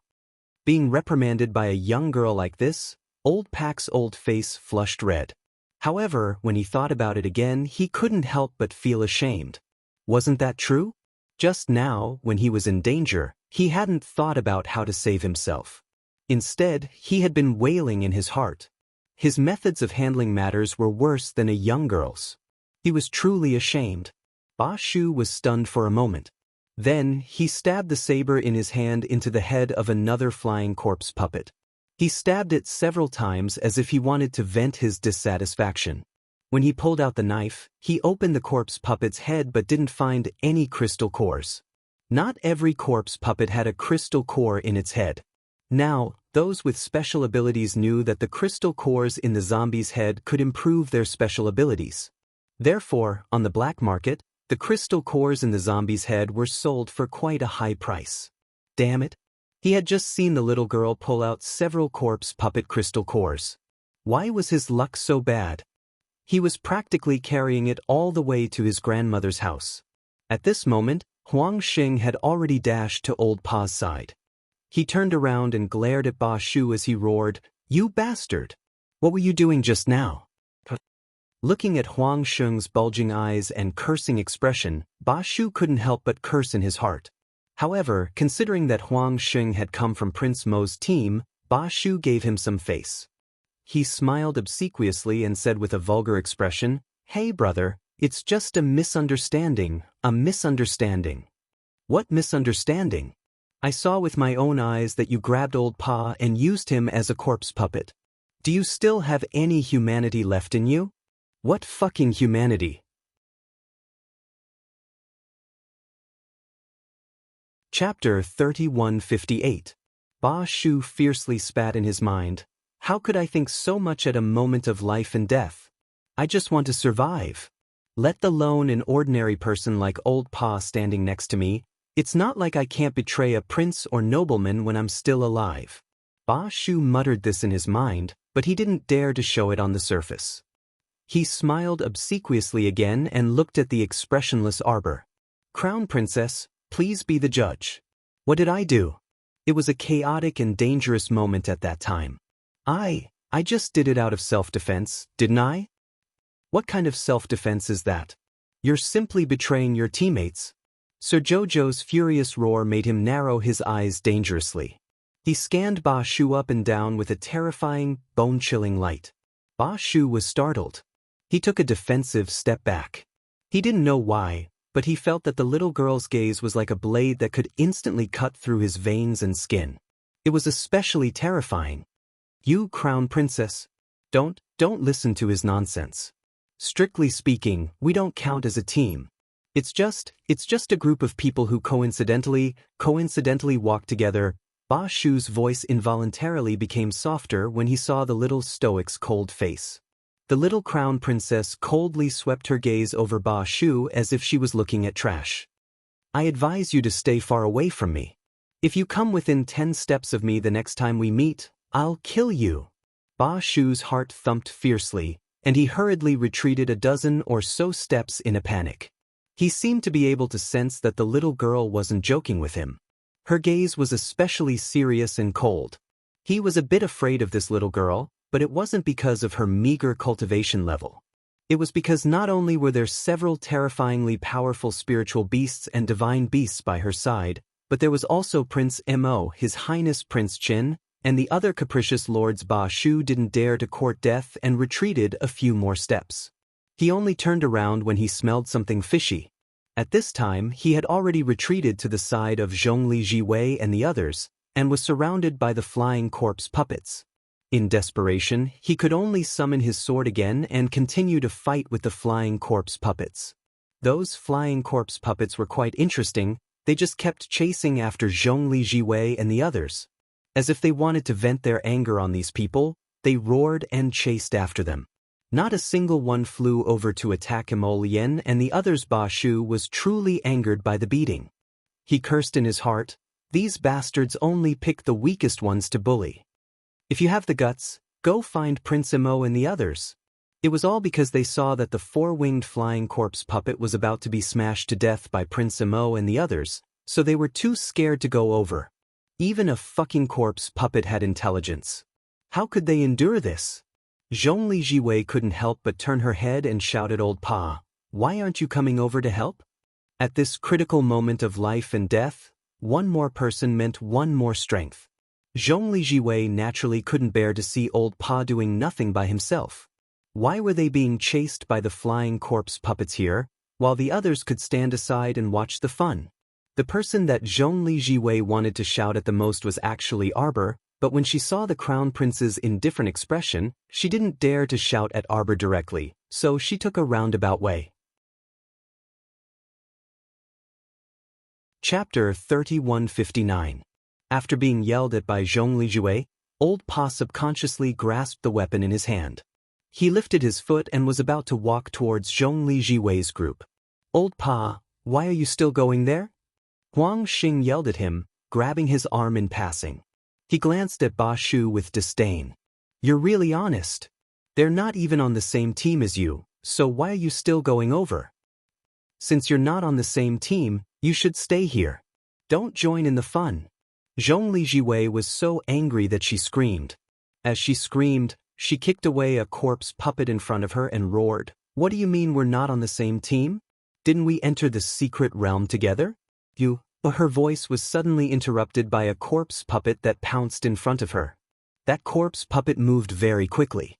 Its sharp claws suddenly stretched out and clawed at her beautiful face. Zhongli Jiwei was so scared that her face turned green. Her whole body fell backwards and hit the ground with a bang. Arbor couldn't help but glance at her. He couldn't help but feel that the back of her head must be hurting. At this moment, Zhongli Jiwei was indeed in so much pain that she couldn't speak. However, she didn't have time to curse. She could only roll to the side and avoid the corpse puppet that suddenly raised its foot to step on her. Damn thing! Zhongli Jiwei couldn't help but be furious. She raised her hand and blocked with the long sword in front of her. Who would have thought that when the corpse puppet grabbed it, the good sword would actually be twisted into a twist? Ugh! Zhongli Jiwei was so angry that she felt like her chest was about to explode.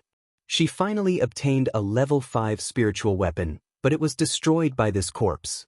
This made her so angry that she wanted to explode. She wanted to kill that corpse puppet. Kill that guy. Zhongli Jiwei threw away the twisting flower sword in her hand, took out a bottle of medicinal liquid from her bosom, and poured it into her mouth. Then she jumped up, summoned another spirit weapon from her mind, and slashed at the corpse puppet in front of her. She didn't believe that a level 9 spiritual master couldn't beat a corpse puppet. "Be careful!" Gu Yishuan shouted from the side. Gu Yishuan opened his defensive ring, and a transparent barrier suddenly fell on Zhongli Jiwei's body. At the same time, the corpse puppet's 2 arms suddenly flew out of its body and wrapped around Zhongli Jiwei's neck. Zhongli Jiwei opened her mouth in shock and subconsciously took a step back. Gu Yishuan flew forward and heavily chopped off the corpse puppet's large head with his sword. Only then did this dangerous battle end. More than half of the flying corpse puppets had been dealt with by Ba Shu and the others. Zhongli Jiwei immediately became flustered and exasperated. She walked in front of Old Pak. Knowing that this guy wouldn't resist, she raised her hand and slapped him in the face. This slap caused everyone to raise their eyebrows.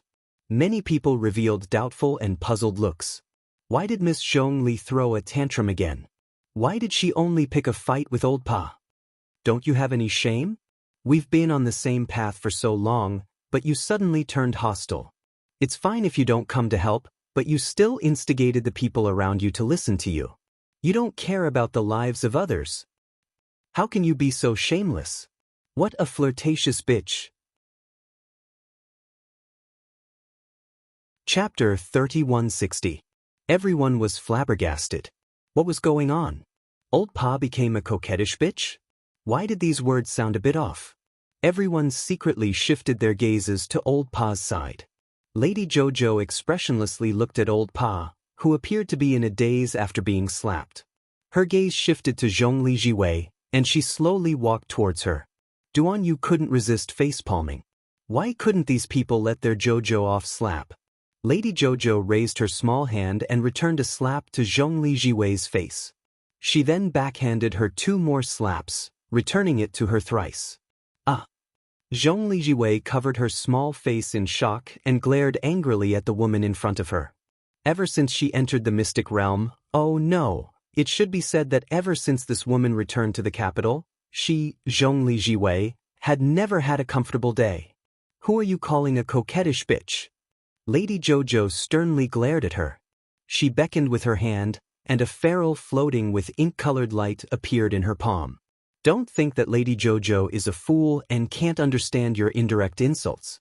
On the surface, she was scolding old Pa for having no love for her teammates and not coming to help, but in reality, she was scolding Jojo. She was scolding Jojo for not coming to help and even instigating Mo Lien, Duan Yu, and the others not to help. That was exactly what she meant. Lady Jojo's small face was cold as she lightly patted Zhongli Jiwei's head with the ferrule. Say it again. How did she become a coquettish bitch? Simply laughable. Lady Jojo's small face was stoic as she sized up Zhongli Jiwei. It's not too late for you to change your words now. Zhongli Jiwei stared at her angrily, her face flushed red. With so many people watching, how could she be willing to admit defeat under the watchful eyes of so many people? So she stiffened her head and coldly said, "You admitted it yourself out of guilt." Slap. Ugh. Zhongli Jiwei was about to go mad from anger. How could this person beat her up so brazenly? Stop! Gu Yishuan frowned and shouted gravely, "Crown Prince Consort, what are you doing? Let's talk things out." Arbor raised his eyes and glanced at him. Then he grabbed Zhongli Jiwei's hair and kicked her back. Pang! Zhongli Jiwei suddenly fell flat on her face. Her face was fiercely pressed against the ground. Xiangchang Commandery Princess shrieked, You! Arbor looked at her expressionlessly. I have a medicine to treat stuttering. It costs 80,000 spirit coins. Do you need it? Everyone was speechless. The little crown princess was born with the ability to remain expressionless and infuriate others. Xiangchang Commandery Princess was so angry that her lungs were about to explode. She pointed at Arbor and strode forward. Her face was filled with anger. You were the one who kicked me just now.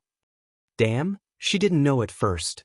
Previously, when she was running towards Brother Ali, she was suddenly sent flying by someone's kick. When she got up to take a look, she was almost scared to vomit by the rotten corpse puppet face in front of her. She had been silently tangled up since just now. How could Brother Ali be so heartless? He actually kicked Xiangchang out. In the end, when she saw Arbor kick Zhongli Jiwei to the ground, she instantly realized that she had wronged Brother Ali. Brother Ali didn't kick her away. It was clearly this woman in front of her. She kicked her far away with one leg. Chapter 3161. Commandery Princess Xiangchang was so infuriated that she broke into a sprint toward Xiao Mu. How could you send me flying with a kick? Why did this person look so irritating? It was such a good opportunity to jump into her big brother Ali's arms, but this damned woman sent it flying with a kick. Arbor saw Xiangchang Princess running over with a fierce look on her face. Without thinking, she sent out a kick and sent her flying again. How annoying! You won't even let a ferret go. What reason do you have for me to let you go now? Lord Jojo silently complained in his heart. Then he pulled Zhongli Jiwei's hair up. Say it. Who are you calling a flirtatious slut? Zhongli Jiwei was so angry that her whole body was trembling. She thought to herself that she had seen a ghost. She was actually being suppressed by this woman, and there was no room for her to resist. Gu Yishuan was a little angry. Crown Princess, you've gone too far. Arbor glanced at him. But, are you trying to be a hero and save the damsel in distress? Gu Yishuan couldn't help but feel a little suffocated by her indifferent attitude. Xiao Mu gazed at him coldly. Don't force yourself to stand out in all matters. If you don't have what it takes, then you're stupid if you insist on making a move. These people were really funny. Zhongli Jiwei was pointing at the mulberry tree and scolding the locust tree. Wasn't it too much to scold her for no reason? Was it too much to be pressed down by her now? Her mouth is too smelly. I'm just washing it for her out of kindness. After saying this, Xiaomu took out an exquisite flask from Paradise Planet and placed it next to Zhongli Jiwei's lips with a sneer. A boy's urine for you to rinse your mouth. You're really lucky. Everyone was dumbfounded. Zhongli Jiwei's eyes widened in shock. She thought that Arbor wouldn't dare, but in reality there was nothing that Arbor wouldn't dare to do. She grabbed Zhongli Jiwei's hair and pulled her scalp, forcing her to look up. The spout of the pot fell down. Everyone immediately revealed a horrified expression. The Crown Prince Consort was too ferocious. Zhongli Jiwei's face flushed red, and she hastily shut her small mouth, revealing an expression that looked like she was about to cry from being bullied. She turned her head to look at Mo Lian with teary eyes. The little stoic was baffled. She slapped her chest and said impatiently, "I'm the one who bullied you. Why are you glaring at Jojo's lotus?" Mo Lian, Duan Yu couldn't resist chuckling, and he face-bombed in a conflicted mood. Everyone couldn't help but curse in their hearts. Was she glaring at Prince Mo? She was clearly pitifully asking Prince Mo for help. He didn't know what kind of expression this little stoic had in her eyes. Once a very normal matter popped out of her mouth, it felt like something wasn't right. Rinse your mouth with the boy's urine. You can keep your mouth clean in the future. Arbor directly gave Zhongli Jiwei a pot of urine to wash her face and rinse her mouth, then threw a copper pot on her face. Zhongli Jiwei choked when she opened her mouth. After coughing twice, she felt that her entire body, face, and mouth was filled with the smell of urine. She was so disgusted that she retched repeatedly. She turned her face to the side and punched the ground, gagging, crying, and cursing angrily. Arbor looked at her expressionlessly. "Stay far away from me when you see me in the future. Don't make things difficult for yourself." "You bitch!" Zhongli Jiwei staggered to her feet and pointed at Xiao Mu, sending a burst of spiritual energy flying over without any explanation. Chapter 3162. Arbor coldly stared back. The holy wood vine drilled out of his hand and scattered Zhongli Jiwei's spiritual energy with a vine whip. Immediately after, he lashed out with his whip again. Even though they were far away, everyone could only hear a loud pa sound. A whip mark immediately appeared on Zhongli Jiwei's body. She curled up in pain and fell to the ground with a plop. "Miss Zhongli." Gu Yishuan quickly flew forward and stood in front of Zhongli Jiwei. He roared at Arbor, "Are you done?" "Ignorant." Jojo's eyes suddenly turned bone-chilling. He raised his hand and the vine whip formed from holy wood wriggled like a snake and lashed at Gu Yishuan. Naturally, Gu Yishuan wouldn't stand there stupidly and take Jojo's whip. Therefore, Gu Yishuan dodged and the whip fell on Zhongli Jiwei's body again. She had just lifted her body up when she suddenly fell to the ground. Her entire body was in so much pain that she howled.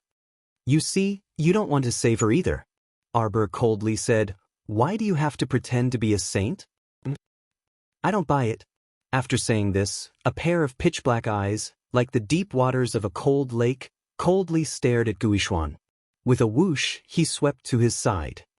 "Just now, when this miss slapped people and scolded them, you didn't say anything.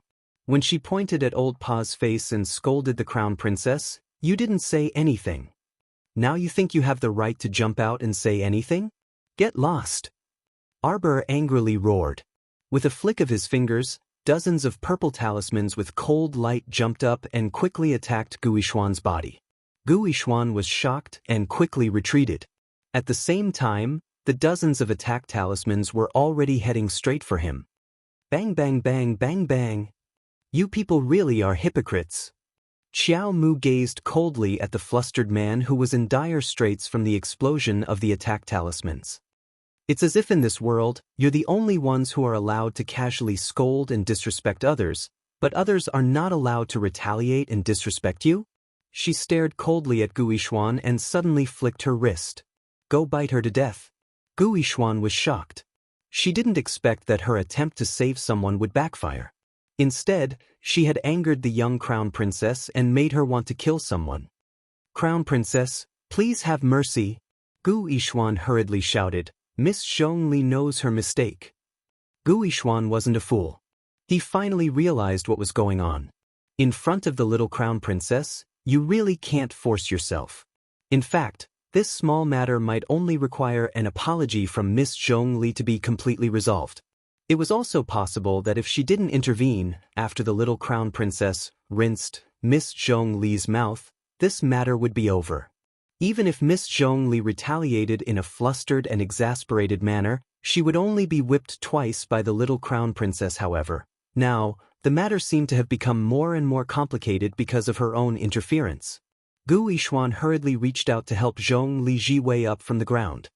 He didn't care that she was covered in urine and quickly said, "Miss Zhongli, quickly apologize to the crown princess." It was more important to save her life first, Gu Yixuan thought. Unexpectedly, Zhongli Jiwei angrily pushed his hand away.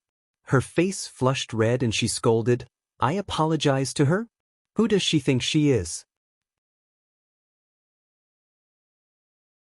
Chapter 3163. She's just a lowly woman from the lower star domain. My father is Great General Zhongli. I'm the eldest miss of the Zhongli estate. Let's see if she dares to kill me. She was so infuriated by Arbor that she had completely lost her rationality and didn't know what she was saying anymore. She only knew that she had lost so much face in front of everyone today. She had really lost all her face. She could really throw caution to the wind now. "Ah!" Zhongli Jiwei suddenly screamed, and all the voices came to an abrupt halt. With a bang, she fell to the ground with her face facing the sky. A little blue snake slithered out from under her body. It raised its little head and scanned the surroundings before hissing and flicking its tongue. It hastily slithered back to its little master's side and obediently climbed onto her wrist. Old Pak's face had already turned pale from fright. He hurriedly said in self-reproach, "Sorry. This happened because of me." He didn't know what to say now. This Miss Zhongli usually had a bad temper and yelled at everyone, but he didn't expect that she would suffer such a huge loss in the hands of this stoic-faced little crown princess today. These aristocrats of the great divine continent shouldn't implicate a small citizen like him when they fought among themselves. Arbor glanced at Old Pak indifferently. "It has nothing to do with you." This Zhongli Jiwei had been scolding her the entire time. She had been scolding her Arbor the entire time. Old Pak was merely being used as a raft by that woman. Arbor glanced coldly at Zhongli Jiwei and curled her lips mockingly. "Do you think I don't dare to kill you? Why don't you ask the king of hell yourself when you go to hell?" Gu Yixuan was truly stupefied. Although he had seen the young crown prince consort's swift and decisive manner when she made a move, he truly didn't expect that the young crown prince consort would dare to make a move on Miss Zhongli. Gu Yixuan glanced at Prince Mo, who was watching the commotion from the side, and almost didn't know what to say. "What a strange woman," Prince Mo muttered. He stepped forward and held Arbor's little hand. "Later, I'll ask the old man to remove that old bastard's position. Otherwise, he would think that being a great general was a big deal." Usually, he didn't see many places where he could make contributions. He just stayed at home every day and used his past achievements to invite this and that. It was detestable just looking at it. Did he really think that this world was conquered by Zhongli's family? Duan Yu speechlessly glanced at Prince Mo.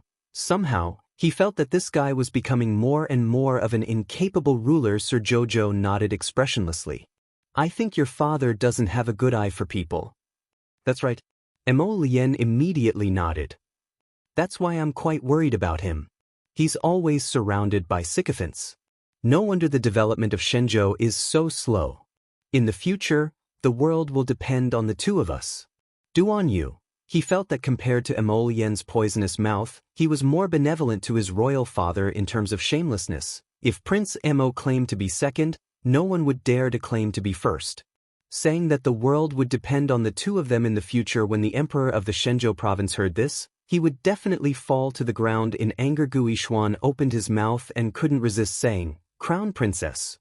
How could the little crown princess still pay attention to him? She directly turned around and pulled Mo Lien away. Huang Sheng suddenly shouted, "Hey, that main hall has appeared. It's in front, the main hall we went to before." Chapter 3164.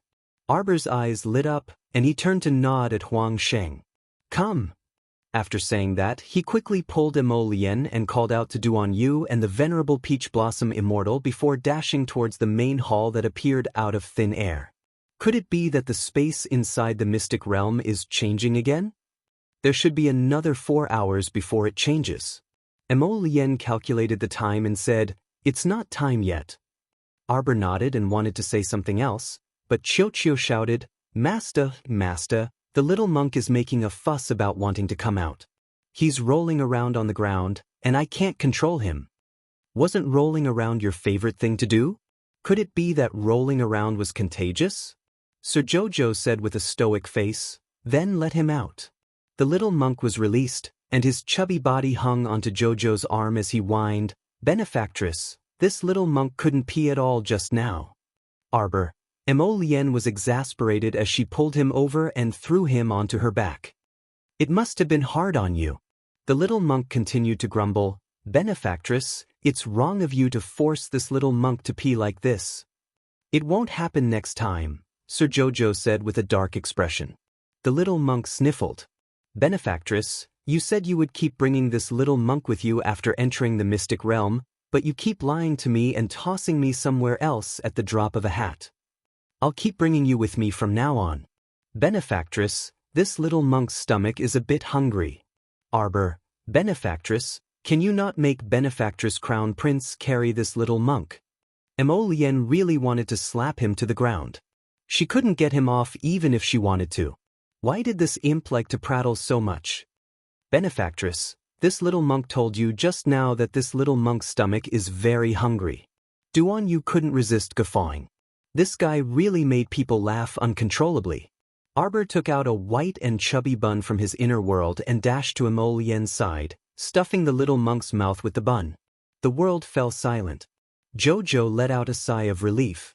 The venerable Peach Blossom Immortal floated around them for a while and suddenly asked, "Hey, have you noticed? Although the palace is right in front of us, we've already sprinted for over a dozen kilometers, and it's still just a short distance away." Hearing this, everyone stopped in their tracks. As soon as they stopped, Huang Sheng and Old Pa also stopped. Behind them, Gu Yishuan, Xiangchang Princess, and the others also stopped. Gu Yishuan was still holding the unconscious Zhongli Jiwei. She raised her eyes and looked in the direction of Arbor. She gritted her teeth and said, "Crown Princess, Miss Zhongli was bitten by your poisonous pet. There is no antidote." This Gu Yishuan had caused her trouble again and again. Arbor's attitude towards this person was already extremely impatient. Gu Yishuan, who was holding Zhongli Jiwei's arm, stiffened. Lowering his head to look at Zhongli Jiwei, he saw that her complexion was incomparably dark, and her breathing was faintly discernible. This poison was truly vicious and ruthless. It had only been a few moments since she was poisoned, but she seemed to be on the verge of dying. This Zhongli Jiwei was a level 9 spiritual cultivator, yet she couldn't withstand that little blue snake's poison. Gu Yishuan secretly glanced at the young crown prince consort again with some wariness in her heart. Arbor simply couldn't be bothered to care what this person was thinking. Whatever he wanted to guard against had nothing to do with her. Chapter 3165. As long as this Gu Yishuan didn't find trouble with her, she naturally wouldn't neurotically find trouble with him. If he had eyes, he naturally wouldn't find trouble with her again. It's clearly this main hall. Look. Sun Moon Temple, do you see it? Huang Sheng pointed ahead at the inverted signboard hanging above the main hall. This is the main hall I came to before. It was also around here that I met Miss Qi and the Fatty brothers. Emolien narrowed her eyes, and her gaze gradually shifted to a certain spot as she tilted her head up slightly. Following his gaze, Xiao Mu looked over, and a spectacular spectacle suddenly appeared before her eyes. The entire sky was covered by a layer of aqua-blue film, as if it was a shallow ocean. Under the refraction of the sunlight, it emitted a transparent arc. Above their heads was a row of extremely extravagant and resplendent main halls hanging upside down. And the main hall they saw on the horizon earlier was merely a projection of this main hall hanging upside down in the sky. Colored glass spires, golden houses, and those rows of main halls were hanging downwards, and the spires were shining brightly above their heads.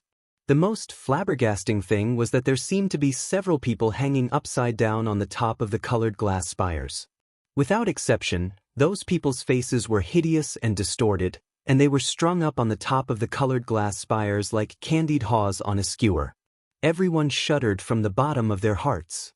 Oh my God! What was going on? On the other hand, Xiao Mu Mo Lien and the others' expressions turned solemn, and they unexpectedly retreated several steps, then several more steps. This is the other boundary of the Sun-Moon mystic realm, Arbor immediately said. Run! Duan Yu suddenly ordered, and he started running backwards with Mo Lien, Arbor, and the others. At the same time, this piece of land was slowly tilting, and they were like small pets trapped in a square box. As this box slowly flipped, they were upside down one by one. Gu Yixuan's face immediately changed, and she subconsciously tightened her grip on Zhongli Jiwei. He suddenly understood what was going on with the people strung up on the crystal spire. It must be because when the box was flipped over, those people didn't have time to escape and fell straight down. They came into close contact with the spire of the hall and fell straight onto the glazed roof. He gave it a try, and sure enough, levitating was impossible. It turned out that during the process of space displacement, a person's ability to float would be blocked. Gu Yixuan took a deep breath. He was practically dragging Zhongli Jiwei as he ran. Then, he realized that his speed had been slowed down quite a bit. At this time, Arbor and Mo Lien's group had already run out of the boundary. At the same time, they dragged the panting Huang Xing and Old Pak out of the boundary. Old Pak panted heavily as he sat on the ground, panting heavily. His pupils suddenly contracted as he looked at the somewhat unbelievable scene in front of him. That boundary was like a box, and it was currently flipping over at an even faster speed. Gu Yixuan finally chose to give up on Zhongli Jiwei in his internal struggle and rapidly retreated from the boundary. When he looked back, he saw that Zhongli Jiwei had already opened her eyes and was moving her lips at him, glaring at him hatefully. In the end, she screamed and fell down with the others. Gu Yixuan closed his eyes. When he opened them again, he saw that Zhongli Jiwei had already become one of the candied haws on the glazed roof.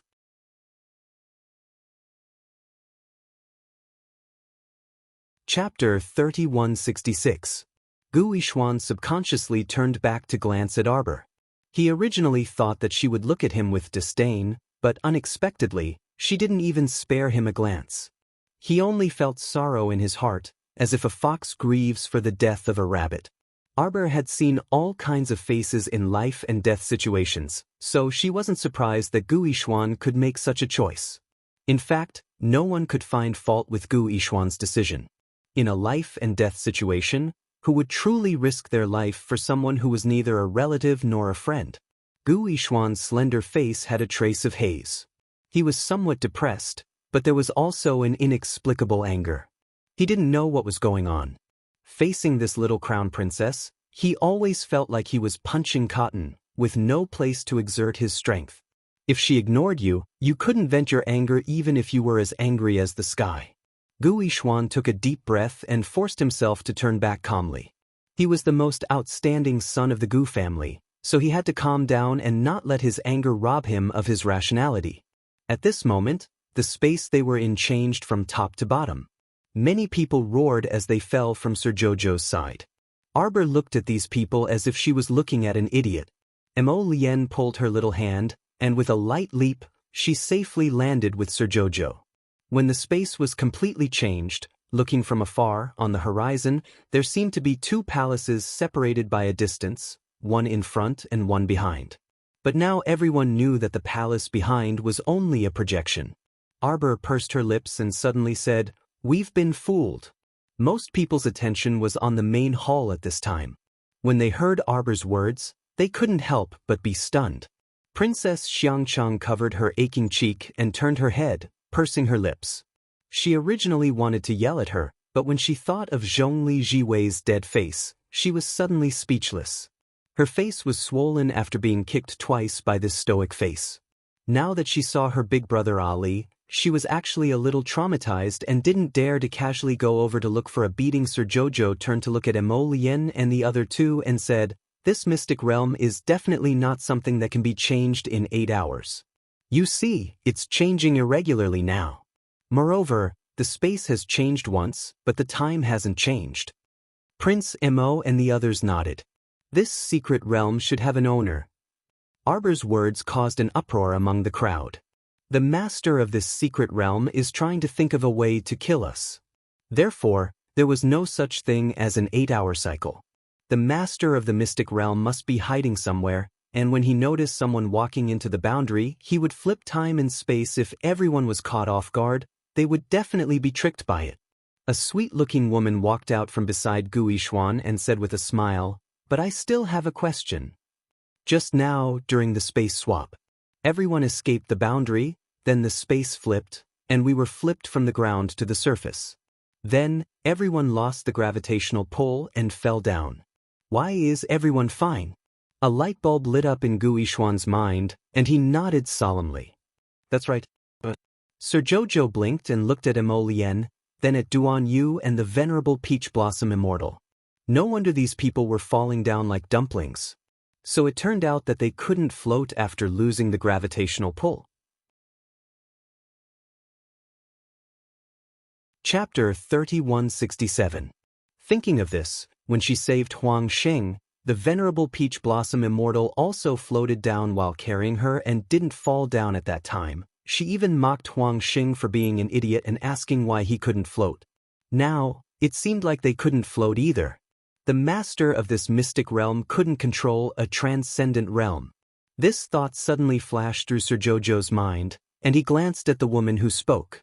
He remembered that this girl seemed to be the Long family's Long Min currently. They didn't seem to have any conflicts, but because she was a member of the imperial capital's Long family branch, Arbor couldn't develop any feelings for her. The little fellow pursed her lips and replied irritatingly, "It depends on cultivation. Your cultivation isn't high enough, so who's to blame?" Long Min still had a sweet smile on her face and wasn't angry. On the side, Gu Yishuan couldn't help but feel angry. Looking at this stoic face's smug attitude, he felt his hands itch. That smug look on his face was really infuriating. "It's not like your cultivation is high, so why are you so smug?" Sir Jojo turned around, but before he could take a step, he saw a person jump out from the water blue membrane outside the hall with a whoosh. It should be said that it was a guy who bounced out from the water blue rippling membrane. Bang! It heavily smashed out of the boundary and landed in front of them. "Oh my God, my waist!" Mata clutched his waist that was about to break. He looked up and happened to meet the little stoic's wooden face. His mouth instantly twitched and he felt terrible. "Ah, what a coincidence, Jojo. Oh, Crown Prince, everyone hee you're all here." Mata held her waist, like a woman who was 8 months pregnant, and walked a few steps forward with her belly bulging. Arbor looked at this guy expressionlessly. "How did you roll out from inside?" Mata instantly looked conflicted. "How did I roll out? I flew out myself, okay?" Seeing Sir Jojo's wooden face and disdainful eyes looking at him, Mata instantly felt stifled. "Oh right, Jojo, since you're here, then go in and play. Who knows, we might be able to clear all the levels and get the grand prize." Everyone perked up their ears to listen to Mata's words. When they heard this, they all gathered around. Long Min smiled and said, "Little brother, can you tell us more about the situation inside?" Mata gave her a sideways glance. "Who are you?" He was talking to Qiao. Why were all these people swarming over? Are Xian and the others inside? There are a lot of people inside. The Holy Sun, the 2 from the Panga clan, and Queen Fu Sha from the Dafeng tribe are all here. Then how did you get out? The little stoic looked him up and down in displeasure. Were you chased out by someone? Mata rubbed his nose awkwardly. I came out by myself. Then it must have been spat out by this water blue film-like barrier, the little stoic said expressionlessly. Mata was speechless. Actually I failed to clear the level. Mata scratched his head and excitedly took out a fist-sized stone that emitted a lustrous white light from his pocket. But I got this reward. A divine stone for cultivation. Gu Yishuan exclaimed in shock. He had seen it in a book left behind by his ancestors.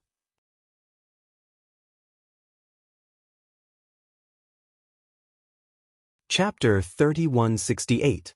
This kind of stone was specially provided for God-tier masters to cultivate.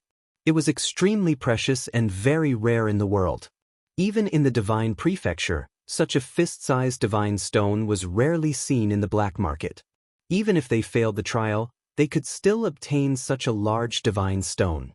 Everyone's mood became excited. Holy shit, this was the right way. This was the right way to open the mystic realm. They came to the mystic realm to fish for treasures. They had suffered enough along the way. After coming to the mystic realm, they had been on tenterhooks for so long. Finally, they could come into contact with the door of treasures. Ha! Let's go! Arbor shook his little chin at Mata. Mata hurriedly waved his hand. We can't go in. Those who are ejected, can't go in again. As he said that, he chuckled and scratched the back of his head. I'll wait for you here. I reckon Fatty and the others will come out soon. I'll let them know then. Lord Jojo was very unhappy. He took out a storage talisman. Come here. Everyone! Exclamation point. Was there anyone who cheated like you? If the mystic realm really had a master spirit, it should have destroyed you, cheater, first. Mata's eyes lit up. Oh my Jojo, you're so smart. Come, quickly take me. What I love the most is following Xiao Xiao to take risks, Rob, together with her. He happily allowed himself to be stored inside Xiao Mu's storage talisman. Arbor stuffed the talisman under his sleeve. In fact, he had already moved into Paradise Planet and placed Mata on Paradise Planet. That guy was her important companion. Of course, she wouldn't be at ease putting him in a storage talisman. Who knew if the storage talisman would be sensed by the barrier when they entered, and the storage talisman would be torn apart? As for her Paradise Planet, as long as she didn't casually open this spirit realm, no one would sense the spirit realm's aura from her. Moreover, she was inexplicably confident that even this Sun-Moon mystic realm couldn't compare to her star realm. The Sun-Moon mystic realm wanted to crush her star realm? It would be impossible for him to even dream about it in his next life.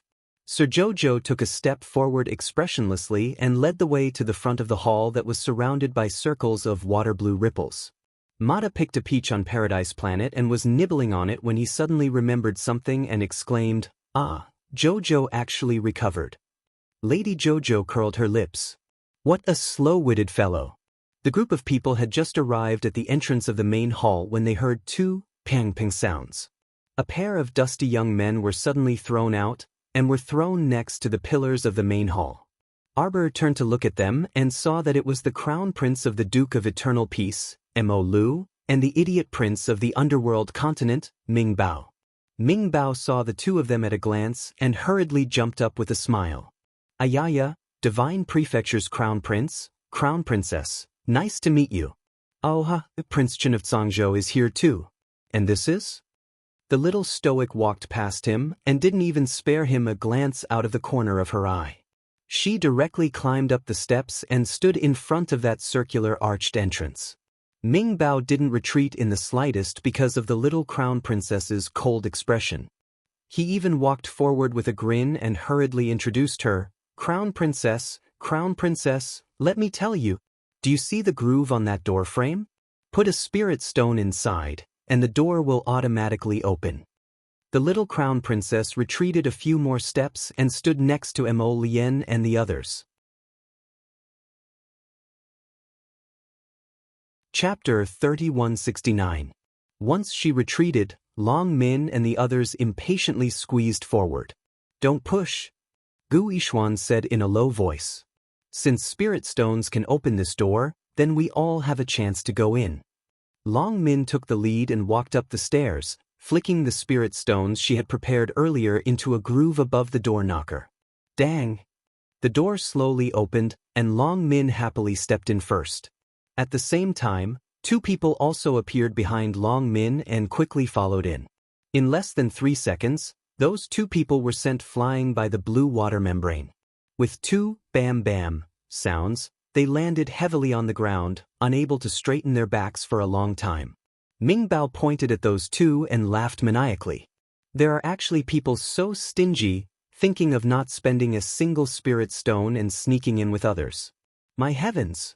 Now we're in for it. Those 2 people climbed up from the ground, embarrassed, and squeezed forward to take out 2 spirit stones each. At this time, Gu Yishuan and the others had already walked in. Those 2 people flicked the spirit stones into the groove, but after waiting for a long time, they didn't see any reaction from the door.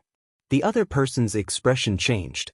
As if unwilling to give up, he took out another spirit stone and tried again. In the end, there was still no reaction. As if their parents had died, the 2 of them looked at each other with teary faces.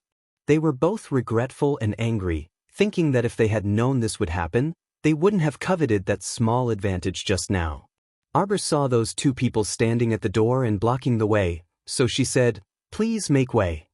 She didn't let the others enter the house first because she was being modest. The reason was that she couldn't let others follow behind her and take advantage of her, so the best way was to let them all go in first, and Sir Jojo and his group of relatives and friends go in last. How could Prince Mo and the others not know what the little fellow was thinking? They didn't show anything on their faces, but they were secretly laughing in their hearts. Those 2 people were very angry that they couldn't enter even though they had the door, but when they saw Sir Jojo coming forward, they couldn't help but roll their eyes. One of them licked his lips and said with a smile, "Crown Prince Consort, why don't you put us into that storage talisman as well and bring us in together?" The little crown princess raised a finger and gestured for them to keep quiet. She even looked left and right with her small head, which made the 2 people feel a little creeped out. There was nothing around here. What was the little crown princess looking at? The main spirit is secretly watching you from the shadows. Take a guess. If I put you into the storage talisman and bring you in, will the boundary of the secret realm crush you and the storage talisman? The 2 men shuddered and broke out in a cold sweat. When he looked up again, he saw that Arbor had already opened the door to the main hall with spirit stones and was the first to enter. Mo Lien and the other 2 entered in a single file. Naturally, they paid the spirit stones as well. Huang Sheng and Old Pa, who were following behind them, also hurriedly took out 2 spirit stones and threw them into the groove above the door knocker. The group of them walked along the ground that was paved with large pieces of blue stone bricks. Along the way, they felt that the entire main hall was empty. "Jojo, can I come out?" Mata asked excitedly. "It's better if you don't come out," Arbor said mildly. "I suspect that this main spirit is eerily watching us. It can't sense where you are, but that doesn't mean it doesn't want to eject you." Chapter 3170. If you appear beside us, it definitely won't let you off. Mata thought about it and agreed. He said with some vexation, "This way, I won't be able to see what's going on outside. But let me tell you, there are pits everywhere in this main hall. You have to be especially careful when it asks you to pick a door or passageway. You'll suffer greatly if you pick the wrong one." Arbor blinked. "Get Chio to throw you a demonic pupil, and you'll be able to see the outside environment." Mata was silent, evidently going to ask Chio what a demonic pupil was. Arbor didn't mind and walked forward with Mo Lien and the rest for a while. At this time, they heard Mata's cheerful voice. "Jojo, I can see it." Chio said it's fine to throw this eye on you. That way you'll have this eye. As long as you walk, I'll be able to follow you wherever you go. I'll be able to see the outside environment clearly. Ha! Emichem. The demonic pupil was originally an accessory of Chio's little brother, the demonic pupil seed, so it naturally wouldn't harm its little master, Sir Jojo. Throwing it on Jojo's body was indeed the best option. Forward? Right. Continue forward. There's only one door ahead, so you don't need to make any choice. After entering, there are 2 passageways, so you'll have to choose. Mata was mumbling something inside the cell. Meanwhile, the little monk was sprawled on Emolien's shoulder with a sleepy expression. Arbor looked back and saw that the little fellow couldn't even lift his eyelids. He hurriedly said, "Come on, do you want to sleep?" How about sleeping in the storage talisman? The little monk hurriedly lifted his eyelids and shook his head with a resolute expression. This young monk isn't sleepy, this young monk is just a little hungry. Benefactress, give this young monk a peach to perk himself up, and this young monk will immediately be energized. Mo Lien, Duan Yu, and the venerable Peach Blossom Immortal looked at him exasperatedly. Arbor expressionlessly handed him a watery peach. The little monk's eyes immediately lit up. He opened his small mouth and was about to take a bite when he suddenly realized that the peach in his small hand had disappeared without a trace. He raised a hand to rub his eyes, and his spirit suddenly roused again. He hugged Emolien's slender neck and cried out in shock, "Benefactor Crown Prince, it's bad, this little monk's peach has been stolen."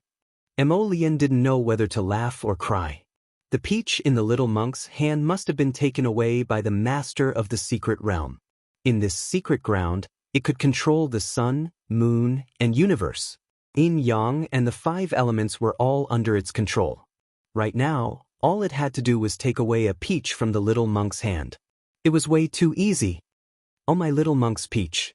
Xiaomu didn't know whether to laugh or cry, and she took out a slender, transparent bottle from her inner world.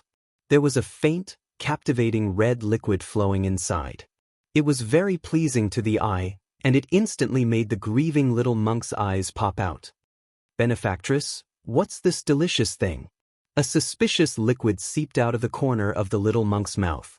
Arbor patted his head and stuffed the bottle into his hand. Hold it properly. Don't let anyone snatch it away again.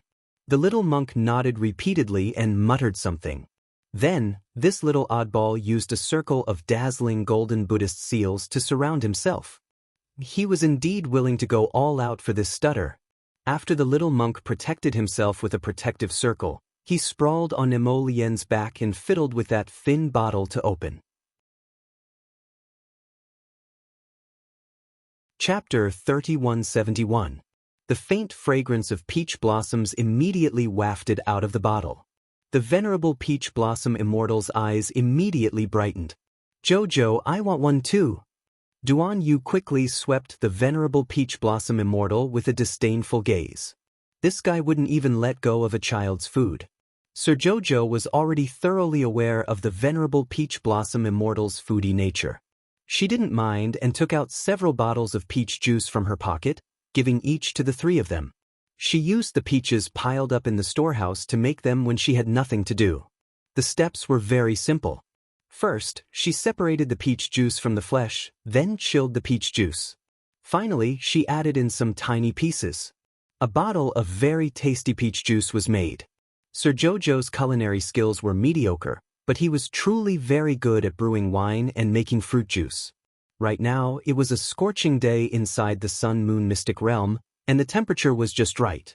There was no need to mention the sourness of a bottle of chilled fruit juice. The little monk finished the entire bottle in one go. Afterwards, he stretched out his chubby hand and waved it at Arbor, calling out childishly, "Benefactress, this young monk isn't full yet." Arbor couldn't help but be amused by him. "You want to be full of fruit juice? Then how many bottles do you have to drink?" The little monk suddenly turned his head sharply and looked at the empty main hall behind him. He asked with a frown, "Benefactress, why do I feel like someone is following us?" Sir Jojo feigned ignorance. "Who is following us? You're thinking too much. All right, now that you're full, come down and walk a few steps to avoid gaining weight again." The little monk slid down from Prince Mo's back and muttered as he strode with his short legs, "This young monk isn't fat at all. On the other hand, Benefactress, your face is a bit rounder than when we first met. It's obvious that you gained weight." Arbor, Emolien couldn't help but be amused when she heard this. She took out a roasted chicken drumstick from her inner world and waved it in front of the little monk. "Kong Kong, eat this roasted chicken drumstick." Kong Kong solemnly raised his small face. "This young monk is vegetarian all year round and doesn't touch meat. Amit Ba, don't tempt this young monk with a chicken drumstick. This young monk won't look at it." Duan Yu's mouth twitched. The venerable Peach Blossom Immortal couldn't help but laugh out loud. No matter how he looked at this little monk, he was adorably silly and funny. "I'm not eating." If I don't eat, I'll have to take advantage of myself. Mo Lien smiled and shook the roasted chicken leg in her hand. Hey, you can give me the roasted chicken leg. In a flash, the venerable Peach Blossom Immortal snatched the roasted chicken drumstick from Mo Lien's hands. He called out, Jojo, give me another pot of Peach Blossom wine. It's perfect for my roasted chicken drumstick. Gluttonous. A faint smile flashed through the little stoic's eyes, and she took out an unopened jar of Peach Blossom wine. Just as she opened it, she heard, gulp. The sound of saliva being swallowed could be clearly heard by everyone. The little monk abruptly turned his head and saw a thin and long braid slightly shrinking behind the pillar. The smile in Mo Lien's eyes deepened. He couldn't hide it any longer. It's about to jump out. Look at your little appearance, your innate glutton nature has already been revealed without a doubt. From the moment you snatched the little monk Kongkong's peach, Arbor and his group already knew what method to use to lure out the main spirit in this mystic realm. How about we finish eating before leaving? Sir Jojo suggested. We're not in a hurry anyway. Okay, I'll make some soup pancakes for you. Put in some mushrooms and beef. Chapter 3172. Suddenly, there was a slight movement in the air. An invisible hand grabbed at the roasted chicken drumstick in the venerable Peach Blossom Immortal's hand. How could the venerable Peach Blossom Immortal let the little main spirit grab it? He dodged to the side and waved the roasted chicken drumstick in his hand, praising it, delicious. The little main spirit hiding behind the pillar could not take it anymore. She suddenly jumped out from behind the pillar and shouted with her hands on her hips, You! Put down the chicken drumstick in your hand. Everyone looked up and saw the little wimpy child's small hands and feet. Looking at her small body, she should be a 5 or 6-year-old child. Her voice was thin and shrill, like a little girl's. When they took a closer look, they could not help but be slightly stunned. That child's face was covered in a layer of monkey hair. From afar, she looked like a little spirit monkey. She could not have transformed from a spirit monkey. Right? Arbor looked at the child carefully again and confirmed that she should be a human. But for some reason, this face seeing that they were all looking at her, the little girl subconsciously shrank back behind the pillar. Arbor's heart skipped a beat. As if she had thought of something, she said softly to the little girl, You can come out now. Look, you've been here alone for so long. You must be very annoyed. It's good that you come out and we have a chat with you. I'm not going to talk to you. The little girl stuck half her head out. Her long and thin braids swayed behind her. Arbor could not help but laugh. She took out 2 small bottles of peach juice and waved them at her. You don't want them? The little girl immediately ran out from behind the pillar. With the speed of a 100-meter dash, she pounced over and snatched the 2 bottles of juice from Sir Jojo's hands. Kong Kong blinked his adorable eyes, put his palms together and chanted, Amitba, my dear female benefactor, you were the one who snatched my peach just now, weren't you? Arbor's mouth twitched.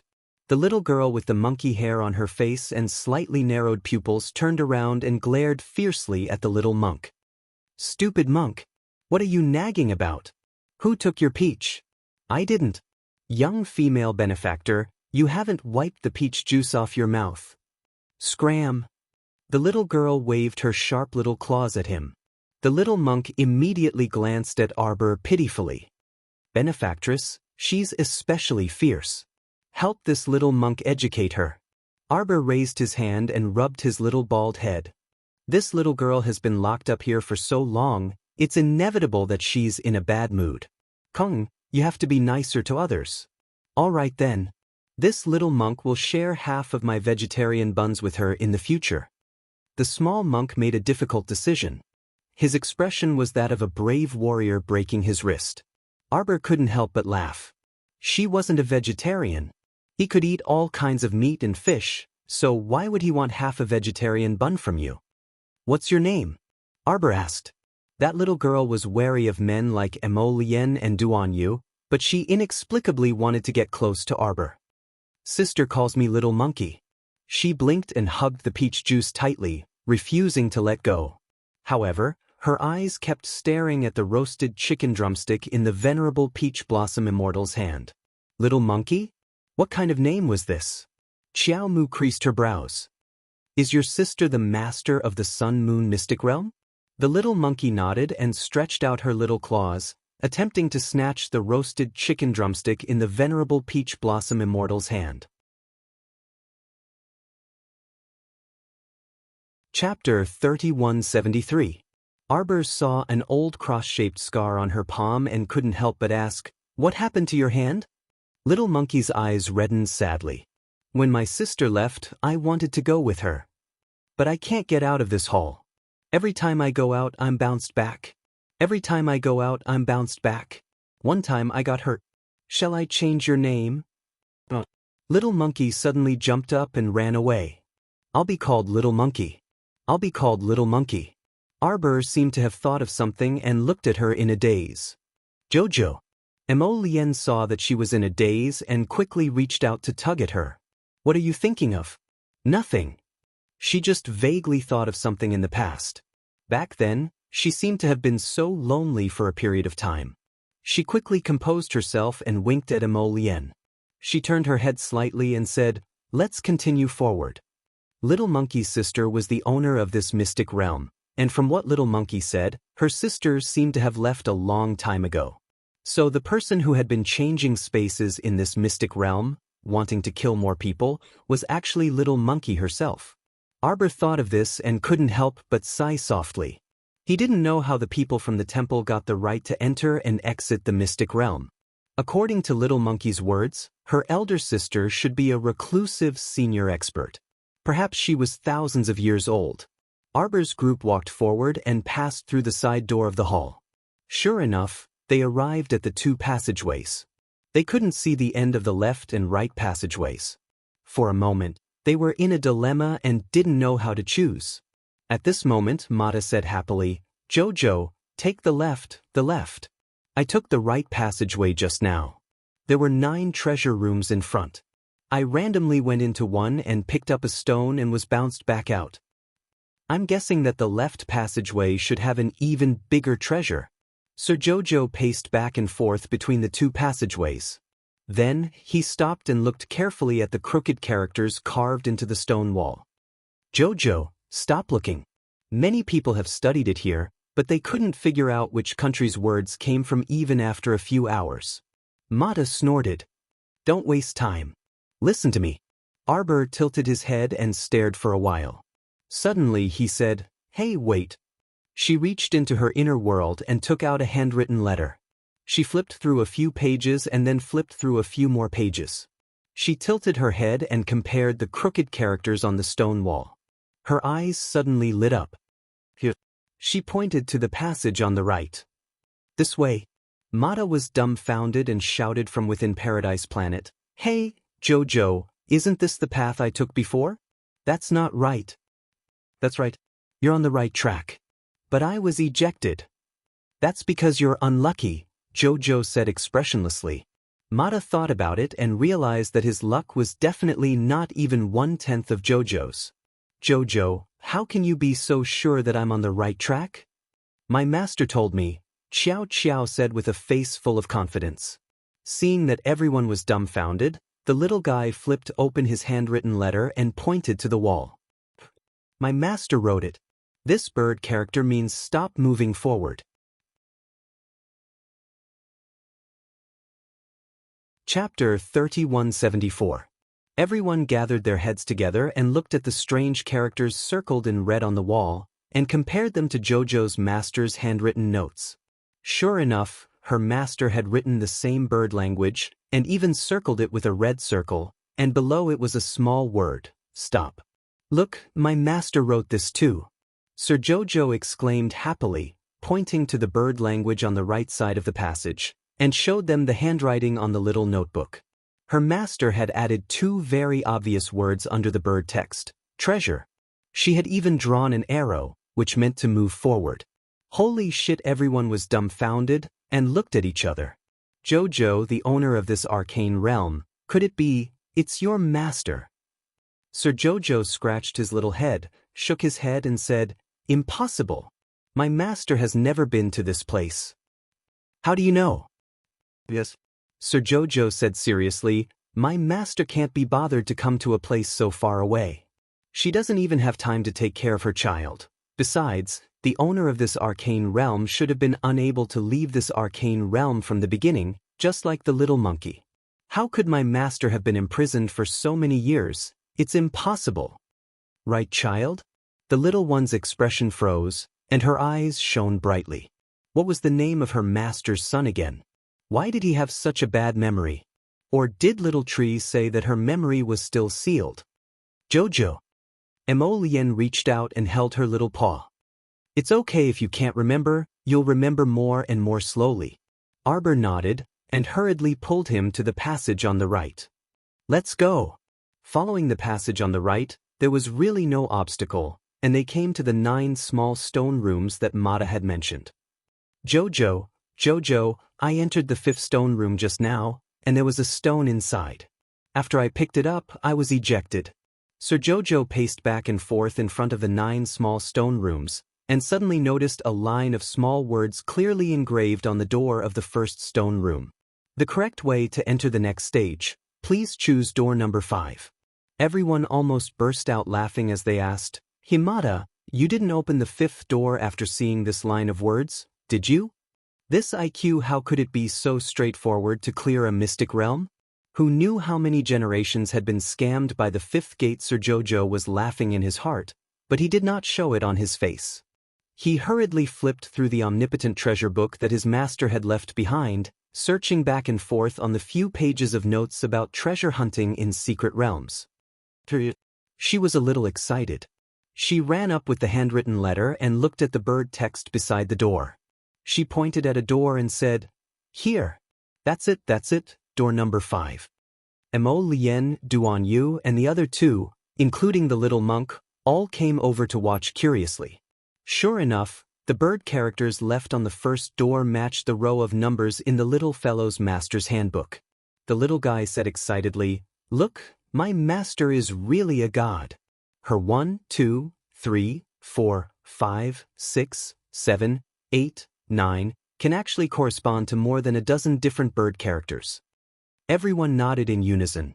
The bird characters engraved on this door were one of the dozen ways her master had marked out the numbers, and one of them, Jojo, Murong Sun left this behind? Duan Yu asked in bewilderment. Chapter 3175. They didn't expect His Excellency Murong to be so erudite and multi-talented.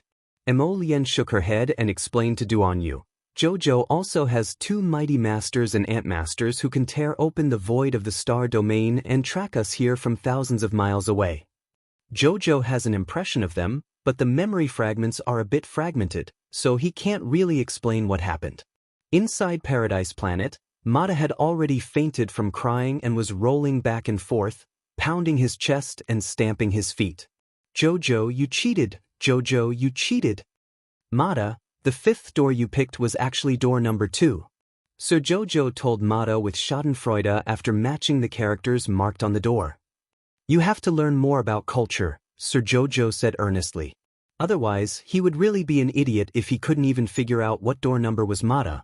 Roll, I really can't live on being despised by Sir Jojo like this. Arbor led everyone through the 1st door, only to see that the small stone room was completely empty. Everyone was startled at first, but then they walked inside. They walked out of the small stone room's back door without any obstructions, and a lush little garden appeared before their eyes. Everyone looked at each other in bewilderment. What was going on? Weren't they going to get the treasure? They didn't even see the treasure, but they ended up passing through an empty stone room? Arbor blinked and comforted the men. It's fine, let's continue forward. The treasure shouldn't be far from us. Mo Lien's mouth twitched, and she suddenly had the urge to laugh. I wonder if those 2 students from the Hong Academy guessed the right room. Duan Yu curled his lips. Just now, Huang Sheng and Old Pa had followed behind them. As soon as they entered the main hall, they very consciously cupped their hands in farewell and took their leave. After all, the 2 of them had already basked in Arbor's limelight, so they were too embarrassed to continue following behind other people's teams to pick up scraps. After all, their friendship hadn't reached that level yet. There's an arched bridge up ahead. Arbor led them towards the arched bridge. As soon as they reached the center of the bridge, they saw a small flag with a piece of cloth tied to it waving in front of them. The words on the cloth read, "Please enter the 9th archway. You only have one chance." A group of people stood in the middle of the bridge and stuck their heads out to look under the bridge. Sure enough, they saw 9 neat rows of small arched holes under the bridge. They were man-made, and each arched hole could only allow one person to enter by bending down. Only those who were petite and petite could enter. Arbor and Emolien jumped under the arch bridge. Now that they were familiar with the path, they found the crooked character that corresponded to the number 9. Xiaomu ran inside eagerly and took out a small purple gold lacquered box. "I found this." The little monkey didn't stray too far from them. Instead, it followed them all the way. At this moment, he was already dumbfounded what was going on. These people were so lucky to have come all the way here. Their luck was too scary. How many people, under these layers of choices, had their hair pulled out and looked haggard, but what about them? It was too easy. They ran all the way to the 9-arched bridge. It was over, it was over, it was over, it was over. The little monkey was so anxious that he stomped his feet and frantically hopped up a tree. He scratched his ears and cheeks but couldn't think of a way to stop them. Sir Jojo turned to look at the little monkey's hiding spot. He then opened the box to reveal a small golden key. "Please use the golden key to open the door named Justice among the 5 doors in the passage ahead." So it was said that those who were cultured could travel the world without fear. Chapter 3176. If they hadn't freaking seen Jojo's master's personal letter, who would have known that these messy characters were actually called Justice? They stood in front of the passage, next to the 5 golden doors. No matter how they tried to match them, they couldn't connect this string of crooked and strange characters with the word justice. They silently exchanged glances. They had to admit that they were probably not cultured enough. Lady Jojo expressionlessly set down her master's personal letter. "I think the only explanation is that the previous owner of this mystic realm and my master should be from the same era. So their characters can be used together." The Venerable Peach Blossom Immortal immediately nodded in agreement. "I think my Jojo's words make a lot of sense. That should be the case." Duan Yu and Emolien silently glanced at him and simultaneously mocked in their minds. "I think your moral integrity is worrisome. Aren't you just Jojo who's always right and clearly follows Jojo?" The Venerable Peach Blossom Immortal glanced at them suspiciously. He kept feeling that these two fellows' gazes were a bit strange. Lady Jojo stepped forward and forcefully kicked open that golden door with a flying kick. Everyone instantly felt that it was a bit shocking. The instant Lady Jojo kicked open the door, she even very cautiously dodged to the side and then activated a defensive barrier. After waiting for a moment, her large, round eyes swiveled before she expressionlessly removed the defensive barrier. She said dryly, "Oh, there's no mechanism." "Huh." The little monk had just started laughing when he was startled by the little monkey who abruptly flashed to his side. "Wow, little benefactress, why didn't you make a sound when you walked? You gave this humble monk a fright." The little monkey glanced at him before striding to Arbor. "Who exactly are you?" She had stayed in this mystic realm for who knew how many centuries, but she had never seen someone as strange as this sister. She could actually clear all the stages without any obstacles? Was she still far from the destination? The little monkey solemnly sized up Arbor. "Could it be that you recognize the characters that sister wrote?" Jojo stretched out his hand to the little monkey. The little monkey hesitated for a moment, but in the end, it couldn't hold back its curiosity and raised its little hand. Arbor picked her up and looked into her eyes. She raised her small head slightly and fixated her bright eyes on Xiaomu just like that. If this little girl's face wasn't covered with a layer of monkey fur, she would be a pretty little fellow. Arbor simply carried her to the side and sat down. "Little monkey, how long have you lived here?" Little monkey shook his head. "I can't remember." In any case, for as long as she could remember, she had already stayed in this secret realm with her sister and depended on each other for survival. She had heard her sister mention that she was picked up by her sister. When her elder sister brought her back, she was covered in cuts and bruises. Not a single piece of her flesh was intact. She was already on the verge of death. She thought for a moment. About 200 or 300 years ago. Little monkey, you want to kill everyone who came to this mystic realm in batches, don't you? Arbor and the others already knew that the main spirit of this sun-moon mystic realm was filled with murderous intent towards them and wanted to exterminate them. The little monkey's face instantly darkened. Because they all deserve to die. In the past, sister and the ancestor of that temple had some friendship. Chapter 3177. So, I did him a favor and made an exception to allow his descendants to enter the mystic realm every 10 years to find their own opportunity. But those people are too greedy, Little Monkey said with dissatisfaction. They are getting worse with each generation, using evil thoughts time and time again. Especially in the past 30 years, those bad guys from the temple have been greedy every time they entered the mystic realm, becoming more and more abominable. This time, those people from the temple used some kind of secret technique and actually let a group of people barge into the transportation talisman array for no reason. They sent more people in, definitely for the treasures left behind by my sister. Little Monkey sneered and said, they all deserve to die here. For their own greed and obsession. This mystic realm couldn't hold on for much longer. Once every 10 years, these people would plunder the treasures inside. As time passed, the spirit treasures and spirit energy would gradually thin. If this continued, it wouldn't be able to support the operation of this mystic realm. And she wanted to stay here and continue to wait for her sister. Her sister would come back. Little Monkey firmly believed this. So, she couldn't let these damned people destroy the entire mystic realm. Little Monkey wanted to protect the sun-moon mystic realm, protect her sister. These bad guys, no matter how many of them came, she had to let them all die here. Have you ever thought that perhaps your sister won't be able to come back anymore? Xiao Mu understood the little monkey's thoughts after thinking it over carefully. She said it so softly, and it seemed to have agitated Little Monkey. She jumped up from Arbor's lap and shook her head repeatedly. Impossible. Sister will definitely come back. She will definitely come back. Although she didn't know why her sister suddenly disappeared in this mystic realm, Little Monkey firmly believed that her sister wouldn't leave her alone. Arbor raised her hand and patted her head. Many times, we will encounter some irreversible factors. Maybe it's not that she doesn't want to come back, but that she can't come back at all? Just like her master and martial uncle, they were targeted by the heavenly Tao and refused to come back. Wasn't this an irreversible force? Little Monkey's head drooped down, and she said pitifully, Little sister, then do you have a way to find my sister? Arbor was put in a difficult position. She didn't even know what Little Monkey's sister looked like. Where was she going to find her? Little Monkey was a smart child.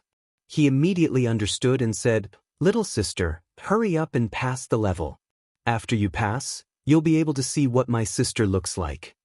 Mo Lien, Duan Yu, and the others looked at each other, feeling that it was a bit shocking. This 100-year-old little monster kept calling them Miss Jojo. Did you know that your Miss Jojo was only 16 this year? As she spoke, her expression suddenly changed, and a cold light flashed in her eyes. Those flies are here again. Arbor was taken aback. He immediately thought that it might be Xian Xian and the others. She hurriedly said, Don't be in a hurry to kill them. Many of them are my friends. Where have you taken them all? Little Monkey pursed his lips. I left them wandering around the maze. Little sister, do you want to go and see them? I can take you there. If you take me there, then wouldn't I have wasted my effort in passing the level? Little Monkey pursed her lips again. Don't worry, I won't go back on my word.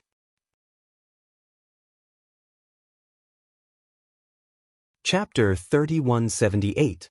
Sir Jojo nodded his head in satisfaction. All right then, let's go take a look at them. As the master of the sun-moon mystic realm, Little Monkey naturally had a thorough grasp of the space-time of the mystic realm. She didn't seem to use much strength, but Arbor and the others only felt the space in front of them shift slightly. When they landed again, they were stepping on soft grass. Arbor saw Qi Xianxian and the others at a glance. They were running back and forth in the neatly trimmed forest in front of them, scratching their ears and cheeks. The trees in the forest were all short shrubs. The entire green forest maze wasn't big, but there were countless winding paths inside, making one's head dizzy. When Xiaomu looked over, she could see a lot of people circling inside. The trees were only as tall as a person's waist, and they could easily see the right path if they raised their eyes. However, no one could see it. It was as if they were bewitched as they randomly hacked at the trees. What was even stranger was that the forest seemed to be immune to all kinds of spiritual energy. No matter how many punches and kicks these people made, the trees in the forest didn't move at all. Little Monkey said proudly, "They've all fallen into an illusion. Right now, they still think that they're in a large forest with ancient trees." Arbor looked at her and patted her head. She pointed in the direction of Qi Xianxian and the others. "Let them out." Little Monkey snorted. "If we let them out, the others will definitely follow." Arbor looked carefully and saw that there were many unfamiliar faces. After pondering for a few seconds, she nodded and said, "Let them out. Don't worry, they won't be able to take anything from this mystic realm. Not only that, I can also give you some spirit stones and black spirit jades, so that this mystic realm can continue to be maintained for a while." Little Monkey heard this and her eyes lit up. She reached out and shook Arbor's clothes. "Little Big Sister, you're really a good person." It was the first time Arbor had heard someone call him a good person, and his expression immediately became a little strange. She was used to hearing other people call her little stoic, little pervert, and little evildoer, so when she suddenly heard someone call her great person, she instantly felt a bit awkward in her heart. Prince Mo suppressed his urge to laugh and said with a serious expression, "Jojo, we don't have much time left. We have to hurry up and rescue Qi Xianxian and the others. We still have to continue clearing the level." After he finished speaking, he gave his wife a meaningful glance. "Wife, I found the treasure you wanted long ago. We still have to rush back to the capital." Sir Jojo nodded in understanding. He turned to the little monkey and said, "Hurry up, let's not dawdle." The little monkey stretched out his hand and gently clenched his fist.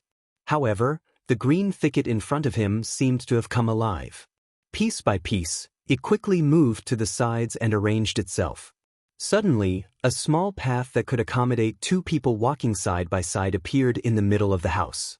Miss Chi was originally fighting with an enormous ancient vine tree monster. Her small face was flushed red, and she felt that she was about to be unable to take it anymore.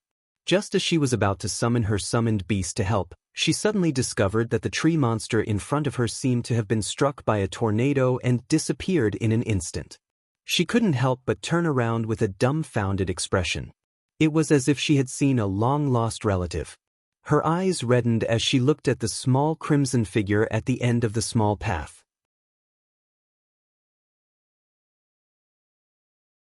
Chapter 3179. Jojo. Qi Xuanxuan's shout attracted the attention of the others. At the same time, Queen Fu Sha and her people from the Dafeng tribe, Liang Qingqing, Xiao Yi, and Ao Yi were all there. In addition, Madame Guan and the two from the Pangu clan also walked out. Other than these people, there were many faces that Arbor was unfamiliar with. They were probably some of the people who were forcibly sent into the teleportation array. Jojo. Little Fatty and the others hurried over as well. They really looked like brothers who had not seen each other for hundreds of years. They quickly surrounded Sir Jojo in a circle. One by one, they began to complain. "Qiao Qiao, where did you run off to? Oh my God, you don't know how unlucky we were. In the blink of an eye, you and Prince Mo disappeared. How can we endure this? Ever since we separated, I haven't had a good day for half a minute. If we weren't being chased and killed, we would be locked in a forest of vines and trees, fighting with a bunch of monster vines.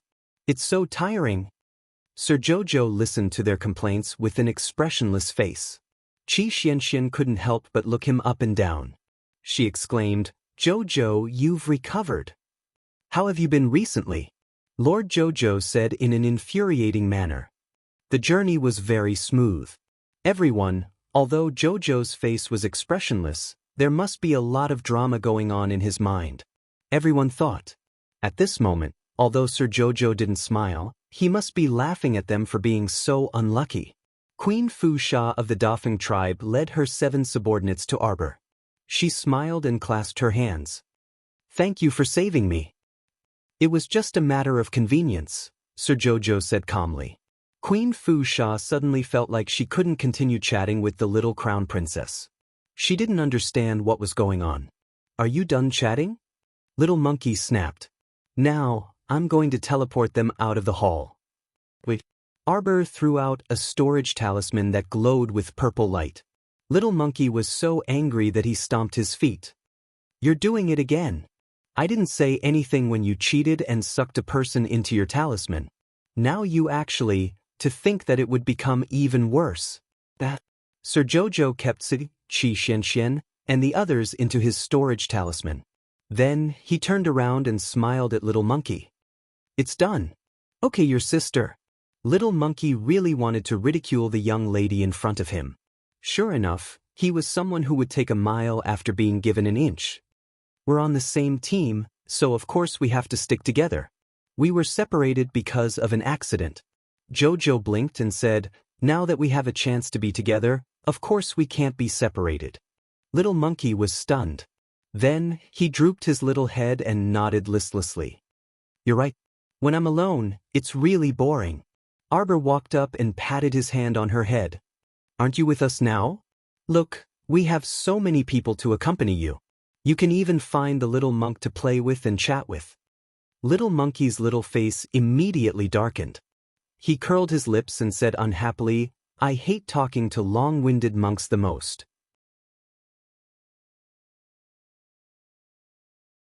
Chapter 3180. The little monk quickly said, "This young monk is only talkative, not long-winded. Benefactress, don't misspeak." Duan Yu couldn't resist chuckling. He walked up and scooped up the little monk. "All right, let's go." Should they go back and continue clearing the trial after being delayed here for so long? Perhaps it was due to their blind confidence in Sir Jojo, but they felt that there would definitely be a huge surprise waiting for Sir Jojo at the end of this trial. Halt. Very abruptly, a stern rebuke came from behind them. Arbor and the others turned a deaf ear to it, so they naturally wouldn't obediently stand still like this. But soon, they felt a sword aura whistling towards the back of one of them. The speed wasn't bad, but this kind of speed was still too slow for them. The venerable Peach Blossom Immortal chuckled and turned around to flick his finger. After a crisp clang, the spirit sword in the attacker's hand was broken into 3 pieces and fell to the ground with clinks and clangs. That person looked at them with an extremely unsightly expression. His dark eyes were filled with disbelief. "Don't be afraid, everyone. Attack together. After completing the mission, everyone will be rewarded." Someone shouted, and suddenly, everyone started moving. They weren't only targeting the little Stoic and Prince Mo's group. They didn't want to let Queen Fu Sha, the Jing sisters from the Panga clan, and even Madame Guarn off. To be more precise, these people who forced their way into the array were indeed aiming to kill them. From their tone, they seemed to have accepted a mercenary mission. Arbor narrowed his eyes. This was a good business. He wondered how much their lives were worth. This group of people seemed to be on steroids as they brandished their weapons and charged straight at them. Just as they were about to close in, Arbor shouted in a low voice, "Little Monkey, why aren't you expelling these idiots?" The little monkey's face was red from holding back his anger. After a long time, he finally whispered in exasperation, "You think I don't want to? I tried. These people used some kind of secret technique to force their way into your transportation talisman array and sneak in. Not only that, he even has a jade talisman that is specially designed to restrain me. This jade talisman was secretly developed by the master of the deity hall to counter me." The little monkey drooped its head dejectedly. "This jade talisman has a trace of my sister's aura. I can't do it." Arbor nodded. "Let's fight then." There were so many of them. Did they think that there was no one here? In a fit of anger, the little fellow released Sid-E and the others from the storage talisman. "Senior brother Situ, were these people the ones who chased after you all the way?" "It's them." Sid-E and the others nodded repeatedly. "It's not just the 20 or so people in front of us." Arbor nodded. "Let's go. We'll catch a few of them alive and ask them about the situation." With that said, The group of people didn't hold back and directly rushed forward. Each of them used their spiritual power, and after summoning their weapons from their consciousness, they entered a chaotic battle. These people should be mercenaries who have accepted the mission. Don't be polite with them, Arbor said coldly. At this time, the mercenaries couldn't help but be a little surprised. They originally thought that Situ-E and the others had already been expelled from the hall, so they dared to come here so impudently, wanting to deal with Arbor first.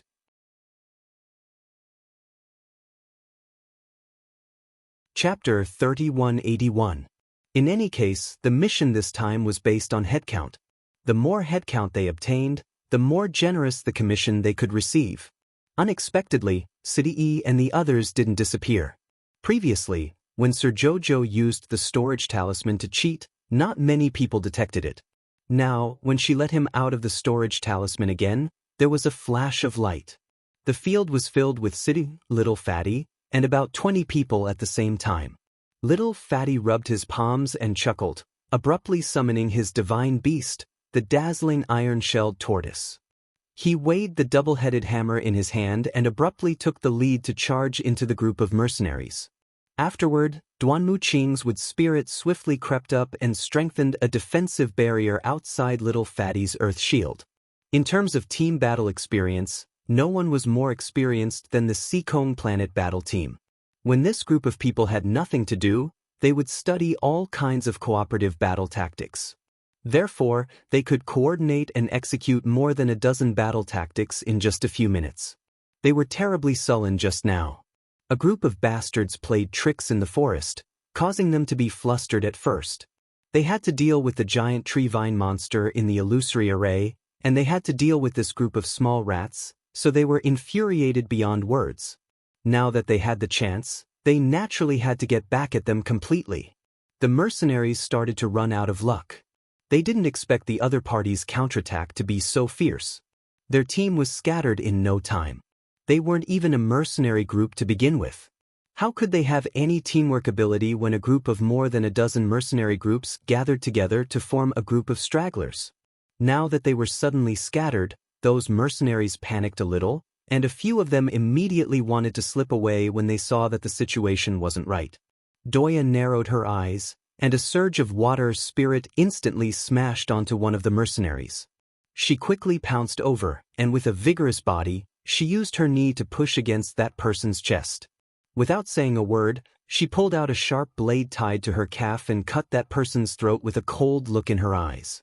This set of movements was done in one go without any fanciful movements. Arbor nodded inwardly, full of admiration for senior apprentice Sister Doya in his heart. This chaotic battle simply didn't take long before it was declared over. Arbor pulled the hair of one of them, making the ordinary-looking man raise his head. "Did the temple give you a mission to kill?" Arbor asked coldly. The man stiffened his neck and didn't reply. "Who's your leader?" Arbor's eyes turned cold as he continued to ask. That person was in pain and refused to say anything at first. Arbor couldn't be bothered to talk nonsense with him and directly used a dictum talisman on him, making him confess everything. This time, the temple had gathered close to 1,000 level 8 and above spiritual masters and wanted to force their way into the array to secretly deal with them. It was said that the leader was a level 12 great spiritual master called Cheong Hao, who had some tricks up his sleeve. When Arbor heard this person's name, she felt a little familiar, but she couldn't remember if she had interacted with this person before. When Arbor asked the man about the undead puppet, the man seemed to be at a loss. Obviously, he was unaware of this matter. As a result, Xiao Mu's expression instantly darkened. Therefore, the temple didn't just send this group of mercenaries to kill them. He also made 2 backup plans. If the mercenaries weren't useful, he planned to use this special army of undead puppets to harm them. You're tuning in to the Passion Pages YouTube channel. We're so grateful for your support, and don't forget to subscribe to join us on this incredible journey through captivating stories. Your generosity through donations truly makes a world of difference, as it's the primary source of revenue that allows me to expand and enhance this channel for you.